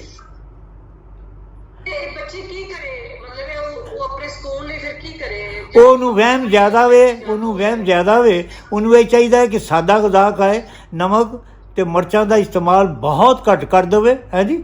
ਔਰ ਕੁਦਰਤੀ ਗਜ਼ਾਵਾਂ ਮਿਠਾਸ ਕੁਦਰਤੀ ਖਾਵੇ, ਸ਼ਹਿਦ ਲਵੇ, ਸਬਜ਼ੀਆਂ ਦਾ ਇਸਤੇਮਾਲ ਜ਼ਿਆਦਾ ਰੱਖੇ ਔਰ ਅੱਛੇ ਲੋਕਾਂ ਦੇ ਨਾਲ, ਅੱਛੀਆਂ ਸਹੇਲੀਆਂ ਦੇ ਨਾਲ ਆਪਣੇ ਤਾਲੁਕਾਤ ਰੱਖੇ। ਅਗਰ ਸ਼ਾਦੀ ਕੋਈ ਨਹੀਂ ਤੇ 24 ਘੰਟੇ ਤੋਂ ਪਹਿਲਾਂ ਮੈਨੂੰ ਆਪਣੀ ਸ਼ਾਦੀ ਕਰ ਲਵੇ। ਸ਼ਾਦੀ ਵਾਹਿਦੇ ਕੇ ਇਲਾਜ, ਕਾਲਾ ਚਿੱਟਾ ਪੀਲਾ ਨੀਲਾ ਕੋਈ ਵੀ ਜਾਦੂ ਹੋਵੇ, ਸ਼ਾਦੀ ਤੋਂ ਬਾਅਦ ਜਨਾਬ ਜੀ ਇੱਕ ਦਿਨ ਦੇ ਵਿੱਚ ਹੀ ਇਹ ਸਾਰੇ ਅਸਰਾਰ ਜਿਹੜੇ ਦੂਰ ਹੋ ਜਾਂਦੇ ਨੇ। अस्सलामु अलैकुम वरहमतुल्लाहि वबरकातुहू। मैं थक गया हूँ। खुदा हाफिज़। बहुत शुक्रिया, सलामत रहो, बहुत शुक्रिया, सलामत रहो, बहुत शुक्रिया साहब दा। और इंशाल्लाह बाबा जी ਨੂੰ ਫਿਰ ਕਿਸੇ ਵੇਲੇ ਅਸੀਂ ਦਰਖਾਸਤ ਕਰਾਂਗੇ ਤੇ ਸਵਾਲ ਰਹਿ ਗਏ ਨੇ ਉਹਨਾਂ ਦੇ ਜਵਾਬ ਵੀ ਦਿਆਂਗੇ। ਸ਼ਫਕਤ ਅਸਮੀ ਸਾਹਿਬ ਬੇਟਾ ਤੋਂ ਸਾਡੇ ਨਾਲ ਸੀ, ਉਹਨਾਂ ਨੇ ਕਿਹਾ ਬੜੀ ਵਧੀਆ ਗੱਲਬਾਤ ਹੋਈ ਹੈ। ਅਵੈਸ ਗੋਂਦਰ ਸਾਹਿਬ ਨੇ ਕਿਹਾ ਕਿ ਕਾਇਨਾਤ ਦੀ ਜ਼ਬਾਨ ਕਿਹੜੀ ਹੈ, ਜਿਸ ਤਰ੍ਹਾਂ ਸਾਡੀ ਇੱਕ ਜ਼ਬਾਨ ਹੁੰਦੀ ਹੈ। ਮੇਰਾ ਤਾਂ ਖਿਆਲ ਹੈ ਕਿ ਕਾਇਨਾਤ ਦੀ ਜ਼ਬਾਨ ਹੂ ਹੈ ਜਾਂ ਸੁਰ ਹੈ। ਸੁਭਾਨ ਤੁਸੀਂ ਅੱਲਾਹ। ਦੇਖੋ ਕਿ ਪੂਰੀ ਸਾਨੂੰ ਜਿਹੜੇ ਨਾ ਦਰਖਤਾਂ 'ਚ, ਦਰਿਆਵਾਂ 'ਚ, ਸਮੁੰਦਰ ਇਹ ਬੜਾ ਇੱਕ ਅੱਛੀ ਗੱਲ ਹੈ, ਬੜੀ ਇੱਕ ਅੱਛੀ ਗੱਲ ਹੈ। ਔਰ ਮੈਂ ਇਹਦਾ ਮੁਖਤਸਰ ਜਵਾਬ ਦਿਆਂਗਾ। ਪ੍ਰੋਗਰਾਮ ਇਖਤਤਾਮ ਤੇ ਪਹੁੰਚ ਰਿਹਾ। ਮੈਂ ਇਹ ਕਰਜ਼ ਕਰਾਂ ਕਿ ਦੁਨੀਆ ਦੀ ਇੱਕੋ ਹੀ ਇੱਕ ਜ਼ੁਬਾਨ ਹੈ। ਲਫ਼ਜ਼ ਹੂ ਜਿਹੜਾ ਹੈ, ਅੱਲਾਹ ਸੁਬਹਾਨਹੁ ਤਾਲਾ ਦਾ ਅਸਲ ਨਾਂ ਹੂ ਹੈ। ਹੂ, ਇਹ ਹੂ ਦੇ ਵਿੱਚ ਹੂ ਜਿਹੜਾ ਹੈ ਨਾ, ਇਹਦਾ ਜਿਹੜਾ ਆਹੰਗ ਹੈ, ਤੁਸੀਂ ਦੇਖੋ ਕਿ ਇਹਦੀ ਕਿੰਨੀ ਕੁ ਮੌਸੀਕੀ ਹੈ। ਜਿਸ ਵਕਤ ਤੁਸੀਂ ਹੂ ਕਰਦੇ ਹੋ ਤੇ ਦੇਖੋ ਤੁਸੀਂ ਕਿੰਨਾ ਕੁ ਸਫ਼ਰ, ਜਿਹੜਾ ਸਦੀਆਂ ਦਾ ਸਫ਼ਰ ਤੁਸੀਂ ਹੂ ਦੀ ਲੈਅ ਵਿੱਚ ਤੈਅ ਕਰ ਲੈਂਦੇ ਹੋ। ਹੂ ਕਹਿ ਕੇ ਵੇਖੋ ਤੁਸੀਂ, ਅੱਲਾਹ ਹੂ, ਤੁਹਾਡਾ ਸਾਹ ਹੀ ਨਹੀਂ ਟੁੱਟੇਗਾ। ਤੁਸੀਂ ਹੈਰਾਨ ਹੋਵੋਗੇ। ਤੁਸੀਂ ਰਿਕਾਰਡ ਕਰੋ ਹੂ ਕਹਿ ਕੇ ਆਪਣੀ ਸਾਹ ਨੂੰ, ਤੁਸੀਂ ਮਹਿਸੂਸ ਕਰੋਗੇ ਕਿ ਇੰਨਾ ਲੰਮਾ ਮੈਂ ਹੂ ਕਿਹਾ ਤੇ ਮੇਰਾ ਸਾਹ ਨਹੀਂ ਟੁੱਟਾ। ਉਹਦੀ ਵਜ੍ਹਾ ਹੈ ਕਿ ਹੂ ਜਿਹੜੀ ਹੈ ਇਹ ਕਾਇਨਾਤ ਦੀ ਇੱਕ ਅਸਲੀ ਜ਼ੁਬਾਨ ਹੈ ਹੈ ਜੀ। ਔਰ ਇਹ ਉਰਦੂ ਪੰਜਾਬੀ, ਇਹ ਕਾਇਨਾਤ ਅਰਬੀ ਹੋ ਗਿਆ, ਉਰਦੂ ਫਾਰਸੀ, ਜਿਹੜੀ ਜੀ ਇਹ ਕਾਇਨਾਤ ਦੀਆਂ ਜ਼ੁਬਾਨਾਂ ਨਹੀਂ। ਕਾਇਨਾਤ ਦੀ ਜ਼ੁਬਾਨ ਜਿਹੜੀ ਉਹ ਖਾਮੋਸ਼ੀ ਹੈ। ਅੱਲਾ ਅੱਲਾ ਖੈਰ ਚੱਲਾ। ਹਵਾਵਾਂ ਦੀ ਸਰਸਰਾਹਟ ਜਿਹੜੀ ਹੈ, ਮੌਜਾਂ ਦਾ ਤਰੰਨੁਮ ਜਿਹੜਾ ਹੈ ਜੀ, ਗੁਲਾਂ ਦੀ ਗੁਲਰੇਜ਼ੀ ਜਿਹੜੀ, ਇਹ ਵੀ ਜ਼ੁਬਾਨਾਂ ਨੇ, ਫਿਤਰੀ ਜ਼ੁਬਾਨਾਂ ਨੇ। ਬਾਕੀ ਇਹ ਜਿਹੜੀਆਂ ਅਸੀਂ ਉਰਦੂ ਪੰਜਾਬੀ ਸ਼ਾਬੀ ਅਸੀਂ ਘੜ ਲਈਆਂ ਨੇ ਜ਼ੁਬਾਨਾਂ, ਇਹ ਤਾਂ ਸਾਡੀਆਂ ਆਪਣੀਆਂ ਕਾਵਿਸ਼ਾਂ ਨੇ, ਆਪਣੀਆਂ ਆਸਾਨੀ ਵਾਸਤੇ। ਠੀਕ ਹੋ ਗਿਆ। ਸਾਰਿਆਂ ਨੂੰ ਸਲਾਮ ਕਹੀ ਜਾਂਦੇ। ਬਿਲਕੁਲ, ਬਹੁਤ ਅੱਛਾ। ਮੈਂ ਵੈਸੇ ਉਹਨਾਂ ਦੇ ਨਾਮ ਪੜ੍ਹ ਰਹੀ ਹਾਂ, ਤੁਸੀਂ ਸਾਡੇ ਨਾਲ ਹੀ ਰਹਿਣਾ ਜੀ। ਭਾਈ ਤੂੰ ਤੁਹਾਨੂੰ ਸਲਾਮ ਭੇਜਿਆ ਹੈ ਉਸਮਾਨ ਅਹਿਮਦ ਨੇ, ਕਹਿੰਦੇ ਬਾਬਾ ਜੀ ਨੂੰ ਮੇਰਾ ਸਲਾਮ ਕਹਿ ਦਿਓ। ਸਲਾਮ ਅਸੀਂ ਕਹਿੰਦੇ ਉਸਮਾਨ ਅਹਿਮਦ ਸਾਹਿਬ। ਔਰ ਐਸੇ ਤਰੀ ਅਵੈਸ ਗੋਦਰ ਸਾਹਿਬ ਸਾਨੂੰ ਮੁਸਲਸਲ ਸੁਣ ਰਹੇ ਨੇ ਔਰ ਸਾਰੇ ਨਾਲ ਸਵਾਲ ਵੀ ਕਰ ਰਹੇ ਨੇ। ਉਹਨਾਂ ਦੇ ਇੱਕ ਸਵਾਲ ਦਾ ਜਵਾਬ ਤੁਸੀਂ ਜ਼ੁਬਾਨ ਦੇ ਵਾਰ ਨਾਲ ਦੱਸਿਆ ਵੀ ਹੈ। ਇੱਕ ਹੋਰ ਕਹਿੰਦੇ ਨੇ ਕਿ ਮੌਲਾਨਾ ਰੂਮ ਨੇ ਕਿਹਾ ਹੈ ਕਿ ਅਸਲ ਕਾਇਨਾਤ ਤੁਹਾਡੇ ਅੰਦਰ ਹੈ, ਬਾਹਰ ਨਹੀਂ। ਇਹ ਜ਼ਾਹਿਰ ਵੱਡਾ ਫਲਸਫਾ ਹੈ। ਔਰ ਕਾਇਨਾਤ ਜਿਹੜੀ ਹੁੰਦੀ ਹੈ, ਬਾਤਨ ਜਿਹੜਾ ਉਹ ਬੜਾ ਅਹਿਮ ਹੁੰਦਾ ਹੈ ਸੂਫੀਆਨਾ ਫਿਕਰ ਦੇ ਵਾਲੇ ਨਾਲ। ਔਰ ਬਾਤਨ 'ਚ ਹੀ ਅਸਲ ਸਾਰੀਆਂ ਜਿਹੜੀਆਂ ਸ਼ੌਕ ਹੁੰਦੀਆਂ ਨੇ। ਐਸਨ ਮੁਮਤਾਜ਼ ਸਾਡੇ ਬੜੇ ਇੱਕ ਖੂਬਸੂਰਤ ਨੌਜਵਾਨ ਅਫਸਰ ਨੇ, ਉਹਨਾਂ ਨੇ ਬੜੀ ਤਾਰੀਫ ਕੀਤੀ ਹੈ ਔਰ ਉਹਨਾਂ ਨੇ ਕਿਹਾ ਕਿ ਮੇਰੇ ਵੱਲੋਂ ਬਹੁਤ ਬਹੁਤ ਬਾਬਾ ਜੀ ਨੂੰ ਸਲਾਮ ਕਰੋ, ਪੇਸ਼ ਕਰੋ ਔਰ ਸਲਾਮਤ ਰਹਿਣ ਔਰ ਤੁਸੀਂ ਸਲਾਮਤ ਰਹੋ। ਐਸਨ ਮੁਮਤਾਜ਼ ਸਾਹਿਬ, ਔਰ ਦੁਆਵਾਂ ਤੁਹਾਡੇ ਲਈ, ਨੇਕ ਕੰਮ ਕਰੋ, ਚੰਗੇ ਕੰਮ ਕਰੋ, ਲੁਕਾਈ ਨਾਲ ਜੁੜੇ ਰਹੋ। ਅੱਛਾ, ਉਸਮਾਨ ਅਹਿਮਦ ਕਸਾਨਾ ਨੇ ਬਹੁਤ ਤਾਰੀਫ ਕੀਤੀ ਹੈ, ਦੁਆਵਾਂ ਦਿੱਤੀਆਂ ਨੇ, ਬਹੁਤ ਸਲਾਮਤ ਤੁਸੀਂ ਰਹੋ ਜੀ। ਅਲੀ ਨੇ ਬਹੁਤ ਸਾਰੇ ਸਾਨੂੰ, ਅਲੀ ਨੇ ਜਾਦੂ ਦਾ ਵੀ ਪੁੱਛਿਆ ਸੀ, ਉਹਨਾਂ ਬਹੁਤ ਸਾਰੇ ਸਾਨੂੰ ਮੈਸੇਜ ਕੀਤੇ ਨੇ, ਅਲੀ ਬਹੁਤ ਦੁਆਵਾਂ, ਸਲਾਮਤ ਰਹੋ। ਸ਼ਾਜ਼ੀਆ ਖਾਨ ਨੇ ਸਵਾਲ ਕੀਤਾ ਤਾਂ ਉਹਨਾਂ ਕਿਹਾ ਬਹੁਤ ਚੰਗੇ ਸਵਾਲੋ ਜਵਾਬ ਹੋ ਰਹੇ ਨੇ, ਅੱਲਾ ਹੋਰ ਇੱਜ਼ਤ ਦੇ, ਸਲਾਮਤ ਰਹੋ ਜੀ। ਤੇ ਉਸਮਾਨ ਅਹਿਮਦ ਨੇ ਕਿਹਾ ਸੀ ਕਿ ਨਵੀਂ ਕਿਤਾਬ ਉਹ ਅਸੀਂ ਪੁੱਛ ਲਿਆ। ਔਰ ਤੇ ਆਮਿਰ ਮਹਿਮੂਨਾ ਨੇ ਬਾਬਾ ਜੀ ਦਾ, ਉਹ ਕਹਿੰਦੇ ਨੇ ਬਾਬਾ ਜੀ ਨਾਲ ਕਿਸ ਤਰ੍ਹਾਂ ਰਾਬਤਾ ਹੋ ਸਕਦਾ ਹੈ। ਬਿਲਕੁਲ ਬਾਬਾ ਜੀ ਨਾਲ ਰਾਬਤਾ, ਤੁਹਾਡਾ ਕਿਸ ਤਰ੍ਹਾਂ ਕੋਈ ਰਾਬਤਾ ਕਰੇ ਜਿਹਨੇ ਰਾਬਤਾ ਕਰਨਾ ਤੁਹਾਡੇ ਨਾਲ? ਦੇਖੋ ਜੀ, ਮੇਰਾ ਰਾਬਤਾ ਤੇ ਮੇਰਾ ਆਪਣਾ ਜ਼ਾਤੀ ਰਾਬਤਾ ਮੇਰੇ ਨਾਲ ਨਹੀਂ ਹੁੰਦਾ। ਮੈਂ ਆਪਣੇ ਤੋਂ ਹੀ ਬੇਗਾਨਾ ਰਹਿਣਾ ਵਾ, ਮੈਂ ਆਪਣੇ ਆਪ ਨੂੰ ਤਲਾਸ਼ ਕਰਦਾ ਰਹਿਣਾ ਵਾ। ਖੁਦਾ ਦੀ ਕਸਮ ਮੈਂ ਗਲਤ ਨਹੀਂ ਕਹਿ ਰਿਹਾ। ਮੈਂ ਆਪਣੇ ਆਪ ਨੂੰ ਕਈ ਦਿਨ ਕਈ ਮਹੀਨੇ ਤਲਾਸ਼ ਕਰ ਰਹਿਣਾ ਤੇ ਮੈਂ ਗੁੰਮਸੁਮ ਹੋਣਾ। ਮੈਨੂੰ ਪਤਾ ਨਹੀਂ ਲੱਗਦਾ ਕਿ ਮੈਂ ਕਿੱਥੇ ਬੈਠਾ ਹਾਂ। ਕਲਬੂਤ ਮੇਰਾ ਕਿਧਰੇ ਹੁੰਦਾ ਹੈ, ਮੈਂ ਕਿਧਰੇ ਹੁੰਨਾ, ਸੋਚਾਂ ਮੇਰੀਆਂ ਕਿਧਰੇ ਹੀ ਹੁੰਦੀਆਂ ਨੇ। ਹਾਂਜੀ, ਅਤੇ ਇਹ ਚੀਜ਼ਾਂ ਜਿਹੜੀਆਂ ਨਾ, ਅਤੇ ਵੈਸੇ ਤਲਾਸ਼ ਬੰਦੇ ਨੂੰ ਜਾਰੀ ਰੱਖਣੀ ਚਾਹੀਦੀ ਹੈ। ਦੁਨੀਆ ਦੇ ਵਿੱਚ 4 ਲਫ਼ਜ਼ ਨੇ, ਇਹਨਾਂ ਨੂੰ ਕਦੀ ਨਹੀਂ ਭੁੱਲਣਾ ਚਾਹੀਦਾ। ਨੰਬਰ 1 ਇਖਲਾਸ, ਅਮਨ, ਤਲਾਸ਼ ਜੀ ਅਤੇ ਆਖਰਤ। ਇਹਨਾਂ ਚੀਜ਼ਾਂ ਨੂੰ ਜਿਹੜਾ ਪੱਲੇ ਬੰਨ੍ਹ ਲਵੇਗਾ ਉਹ ਸਦਾ ਸਲਾਮਤ ਰਹੇਗਾ। ਹੁਣ ਮੈਂ ਥੱਕ ਗਿਆ ਵਾਂ। अस्सलाम वालेकुम। ਤੁਸੀਂ ਨਾ ਬੋਲੋ, ਤੁਸੀਂ ਬਸ ਸੁਣੋ। ਰਬੀਆ ਸ਼ਹਿਬਾਜ਼ ਚੀਮਾ ਨੇ ਮੈਂ ਨਾ ਪੂਰੀ ਸਾਡੀ ਫੈਮਿਲੀ ਤੁਹਾਡੀਆਂ ਸਾਰੀਆਂ ਕਿਤਾਬਾਂ ਪੜ੍ਹੀਆਂ ਨੇ ਔਰ ਤੁਸੀਂ ਮੈਨੂੰ ਸਪਿਰਚੁਅਲ ਨੌਲੇਜ ਵਾਸਤੇ ਸਲਾਹ ਦਿਓ। ਮੇਰਾ ਨਾ ਸਲਾਹ ਦੇ ਇਹਦੇ 'ਚ ਇਹੀ ਹੈ, ਸਲਾਮ ਹੀ ਉਹਨਾਂ ਨੇ ਕੀਤਾ ਕਿ ਇਹਨਾਂ ਨੇ ਕਿਤਾਬਾਂ ਪੜ੍ਹੀਆਂ ਨੇ ਤੇ ਆਪਣੇ ਹੁਣ ਅੰਦਰ ਵੱਲ ਧਿਆਨ ਕਰੋ ਔਰ ਸਿੱਖੋ। ਇਸ ਤਰ੍ਹਾਂ ਹੀ ਮੁਹੰਮਦ ਅਹਿਮਦ ਅਲੀ ਨੇ ਕਿਹਾ ਕਿ ਬਾਬਾ ਜੀ ਨੇ ਸਵਾਦ ਬਾਰੇ ਬੜੀਆਂ ਗੱਲਾਂ ਦੱਸੀਆਂ ਨੇ, ਸਵਾਦ ਅਰਫ ਪੇ ਬਾਰੇ ਨਹੀਂ ਦੱਸੀਆਂ, ਉਹ ਇਸ ਤਰ੍ਹਾਂ ਦੀ ਪੂਰੀ ਪੱਟੀ ਬਾਰੇ ਦੱਸਾਂਗੇ ਕਿਸੇ ਦਿਨ। ਖਾਲਿਦ ਮਹਿਮੂਦ ਸਾਹਿਬ ਨੇ ਬਹੁਤ ਦੁਆਵਾਂ ਕੀਤੀਆਂ ਨੇ ਤੁਹਾਨੂੰ ਔਰ ਸਲਾਮ ਪੇਸ਼ ਕੀਤਾ ਹੈ। ਮਸੂਦ ਉਲ ਨਬੀ ਮੈਂਗਲ ਨੇ ਸਲਾਮ ਪੇਸ਼ ਕੀਤਾ ਹੈ ਔਰ ਉਸਮਾਨ ਅਹਿਮਦ ਕਹਿੰਦੇ ਨੇ ਬਹੁਤ ਹੀ ਖੂਬਸੂਰਤ ਬਾਬਾ ਜਾਨ। ਔਰ ਬਾਕੀ ਵੀ ਜਿਹੜਾ ਤੁਸੀਂ ਜਾਦੂ ਦੇ ਬਾਰੇ ਦੱਸਿਆ, ਉਹ ਲੜਕੀ ਨੇ ਜੀਆ ਵਾਲੀ ਬੇਟੀ ਹੈ, ਉਹਨੇ ਕਿਹਾ ਕਿ ਬਹੁਤ ਸ਼ੁਕਰੀਆ। ਤੇ ਬਾਕੀ ਸਾਰੇ ਜਿਹੜੇ ਸਾਡੇ ਸੁਣਨ ਵਾਲੇ ਦੋਸਤ ਉਹਨਾਂ ਨੇ ਬੜੀਆਂ ਦੁਆਵਾਂ ਕੀਤੀਆਂ ਨੇ ਤੇ ਤੁਹਾਨੂੰ ਸਲਾਮ ਦਿੱਤਾ। ਲੇਕਿਨ ਅਸੀਂ ਕੁਝ ਸਵਾਲ ਵੀ ਨੇ, ਇਹ ਸਵਾਲ ਹੁਣ ਬਾਬਾ ਜੀ ਥੱਕੇ ਹੋਏ ਨੇ, ਇਨਸ਼ਾਅੱਲਾ ਤਾਲਾ ਅਸੀਂ ਛੇਤੀ ਦੁਬਾਰਾ ਬਾਬਾ ਜੀ ਨਾਲ ਗੱਲ ਕਰਾਂਗੇ ਔਰ ਫਿਰ ਉਹ ਕੁਝ ਜ਼ਿਆਦਾਤਰ ਸਵਾਲ ਜਿਹੜੇ ਨੇ ਉਹ ਤੁਹਾਨੂੰ ਮਿਲਣ ਦੇ ਹਵਾਲੇ ਨਾਲ ਨੇ। ਔਰ ਸਾਨੂੰ ਜਨਾਬ ਸਵਾਲ ਜਿਹੜੇ ਨੇ ਆਰਿਫ ਮਹਿਮੂਦ, ਅਸਦ ਉਸਮਾਨ, ਸ਼ਹਿਜ਼ਾਦ ਅਸਦ, ਮੁਹम्मद अवैस गोंदल, नकाश, रोजीना खान, नदीम चौधरी और मियाँ राशिद हुसैन, सायरा रजाक और अंजलिना मुख्तार, सूफी जमील, हरविंदर चमक ने इंडिया तो सवाल तो सलाम भेजे है अमृतसर तो उन्होंने कहा वाह वाह। शहबाज कमर, अहमद वहीद, सोहरवर्दी, आरिफ महमूद, हसीफ बेग, मोहम्मद वकास और आवा शाहिद खान, मियाँ फौजिया साड़ी सहेली ਜਿਹੜੀ ਨੇ ਆਗਾ ਸਾਹਿਬ माशाल्लाह बहुत ही अच्छे अदीब। अच्छा ਤੇ ਉਹਨਾਂ ਨੇ ਕਿਹਾ ਕਿ ਬਾਕੀ ਇਸਮਾइल भुट्टा साहब कहते हैं कि मुल्तान च एक मरकज कायम करो। इंशाल्लाह जी साडा उत्ते ਅਸੀਂ ਕਰ ਰਹੇ ਹਾਂ ਅੱਜਕੱਲ ਕੋਸ਼ਿਸ਼, ਛੇਤੀ ਤੁਹਾਨੂੰ ਕੁਝ ਖਬਰੀ ਮਿਲੇਗੀ। ਤੇ ਉਹਨਾਂ ਨੇ ਕਿਹਾ ਇਹੋ ਜਿਹੀਆਂ ਮਹਿਫਲਾਂ ਹੋਣੀਆਂ ਰਹਿਣੀਆਂ ਚਾਹੀਦੀਆਂ ਨੇ। ਸ਼ਹਿਜ਼ਾਦ ਅਸਲ ਉਹਨਾਂ ਨੇ ਕਿਹਾ ਬਹੁਤ ਹੀ ਖੂਬਸੂਰਤ, ਬਹੁਤ ਦੁਆਵਾਂ। ਤੇ ਸੂਫੀ ਜਮੀਲ ਕਹਿੰਦੇ ਬਾਬਾ ਜੀ ਦਾ ਪਤਾ ਦੱਸੋ। ਬਾਬਾ ਜੀ ਨੇ ਦੱਸ ਦਿੱਤਾ ਹੈ, ਬਾਬਾ ਜੀ ਅਕਸਰ ਤਕਰੀਬਾਂ ਚ ਆਉਂਦੇ ਨੇ, ਤੁਸੀਂ ਇਹਨਾਂ ਨੂੰ ਜ਼ਰੂਰ ਮਿਲੋ। ਮੁਹੰਮਦ ਵਕਾਸ, ਮੁਹੰਮਦ ਸੈਫੀ, ਬਾਬਰ ਗਜ਼ਨਵੀ, ਉਹ ਕਹਿੰਦੇ ਲਵ ਯੂ ਬਾਬਾ ਜੀ। ਜ਼ੈਨ ਮੁਹੀਉद्दीन बाबा जी ਤੁਹਾਨੂੰ ਸਲਾਮ ਹੈ। और मोहम्मद इमरान सिद्दीकी और शेख वसीम ने क्या मैं ऑनलाइन ले सकते, सॉरी ਅਸੀਂ ਕਿਉਂਕਿ ਬਾਬਾ ਜੀ ਨਾਲ 1-to-1 ਟਾਕ ਰੱਖੀ ਸੀ, ਇਸ ਲਈ ਅਸੀਂ ਬਾਕੀ ਲੋਕਾਂ ਨੂੰ ਆਨਲਾइन नहीं लिया, ਕਿਸੇ ਵੇਲੇ ਇਹ ਵੀ ਕਰਾਂਗੇ। ज़िया मुहीउद्दीन है, शेख वसीम है, उमर हबीब ने, फिर जनाब काफ़ी सवाल बहुत ही ਜਿਹੜੇ सवाल तायरा खान ने। लेकिन मैं ਹੁਣ काफ़ी टाइम हो गया, बाबा जी थक गए ने, बहुत सारे ਨਾਂ ਨੇ ਮੈਂ ਜਿਨ੍ਹਾਂ ਦੇ ਨਾਂ ਨਹੀਂ ਪੜ੍ਹ ਸਕੀ। ਤੇ ਲੋਕਾਂ ਨੇ ਆਪਣੀ ਆਪਣੀ ਫਹਿਮ, ਫਰਾਸਤ, ਅਕੀਦਤ ਦੇ ਬਾਰੇ ਗੱਲਾਂ ਕੀਤੀਆਂ ਨੇ। ਉਹ ਕਹਿੰਦੇ ਨੇ ਕਿ ਹਰ ਇਨਸਾਨ ਜਿਹੜਾ ਉਸ ਦੀ ਸੋਚਦਾ ਜੋ ਉਹਦੇ ਅੰਦਰ ਹੁੰਦਾ ਹੈ, ਇਹਨੂੰ ਚੰਗਾ, ਜਿਹਦੇ ਅੰਦਰ ਚੰਗਾ ਹੁੰਦਾ ਉਹਨੂੰ ਬਾਹਰ ਵੀ ਚੰਗਾ ਲੱਗਦਾ ਹੈ। ਤੇ ਉਹ ਮੈਂ ਅੱਜ ਇੱਕ ਕਿਤਾਬ ਪੜ੍ਹੀ ਸੀ, ਉਹਨਾਂ ਨੇ ਕਿਹਾ ਕਿ ਤੁਸੀਂ ਆਪਣਾ ਅੰਦਰ ਹੀ ਜ਼ਾਹਿਰ ਕਰਦੇ ਰਹਿੰਦੇ ਹੋ, ਅਗਰ ਤੁਹਾਡੇ ਅੰਦਰ ਰੋਸ਼ਨੀ ਹੈ ਨਾ ਤੁਹਾਨੂੰ ਹਰ ਚੀਜ਼ 'ਚ ਰੋਸ਼ਨੀ ਆਉਂਦੀ ਹੈ। ਤੇ ਸਾਨੂੰ ਸਵਾਲਾਂ 'ਚ ਵੀ ਨਜ਼ਰ ਆਇਆ ਕਿ ਸਾਡੇ ਸੁਣਨ ਵਾਲੇ ਵੀ ਬੜੇ ਬਸੀਰਤ ਵਾਲੇ ਨੇ। ਬਾਬਾ ਜੀ ਸਲਾਮਤ ਰਹੋ, ਦੁਆਵਾਂ ਤੁਹਾਡੇ ਲਈ ਬਹੁਤ ਸਾਰੀਆਂ। ਆਸਮ ਚੌਧਰੀ ਸਾਡੇ ਨਾਲ ਸਨ, ਖਾਕਾਨ ਦਰਗਾਜ਼ੀ ਸਾਹਿਬ, ਅੱਲਾਹ ਕਰਮ, ਅੱਲਾਹ ਫਜ਼ਲ, ਸਾਰੇ ਲੋਕ ਜਿਹੜੇ ਨੇ ਅੱਲਾਹ ਫਜ਼ਲ, ਸਾਡੇ ਨਾਲ ਆਨਲਾਈਨ ਸਾਡੇ ਨਾਲ ਸਨ। ਸਲਾਮਤ ਰਹੋ, ਬਹੁਤ ਸ਼ੁਕਰੀਆ। अस्सलाम वालेकुम मेरे सारे बिस्मिल्लाह सारे काराइन नू, स्टाफ नू, जितने भी सुनने वाले हैं, मुझसे कुछ सहव गलती हो गई हो मुझे माफ़ कर दीजिएगा। मैं अनपढ़ आदमी हूँ, ये काम मुझसे हो जाते हैं। अल्लाह हाफिज़, सब आपके लिए खैर बरकत, खुदा हाफिज़।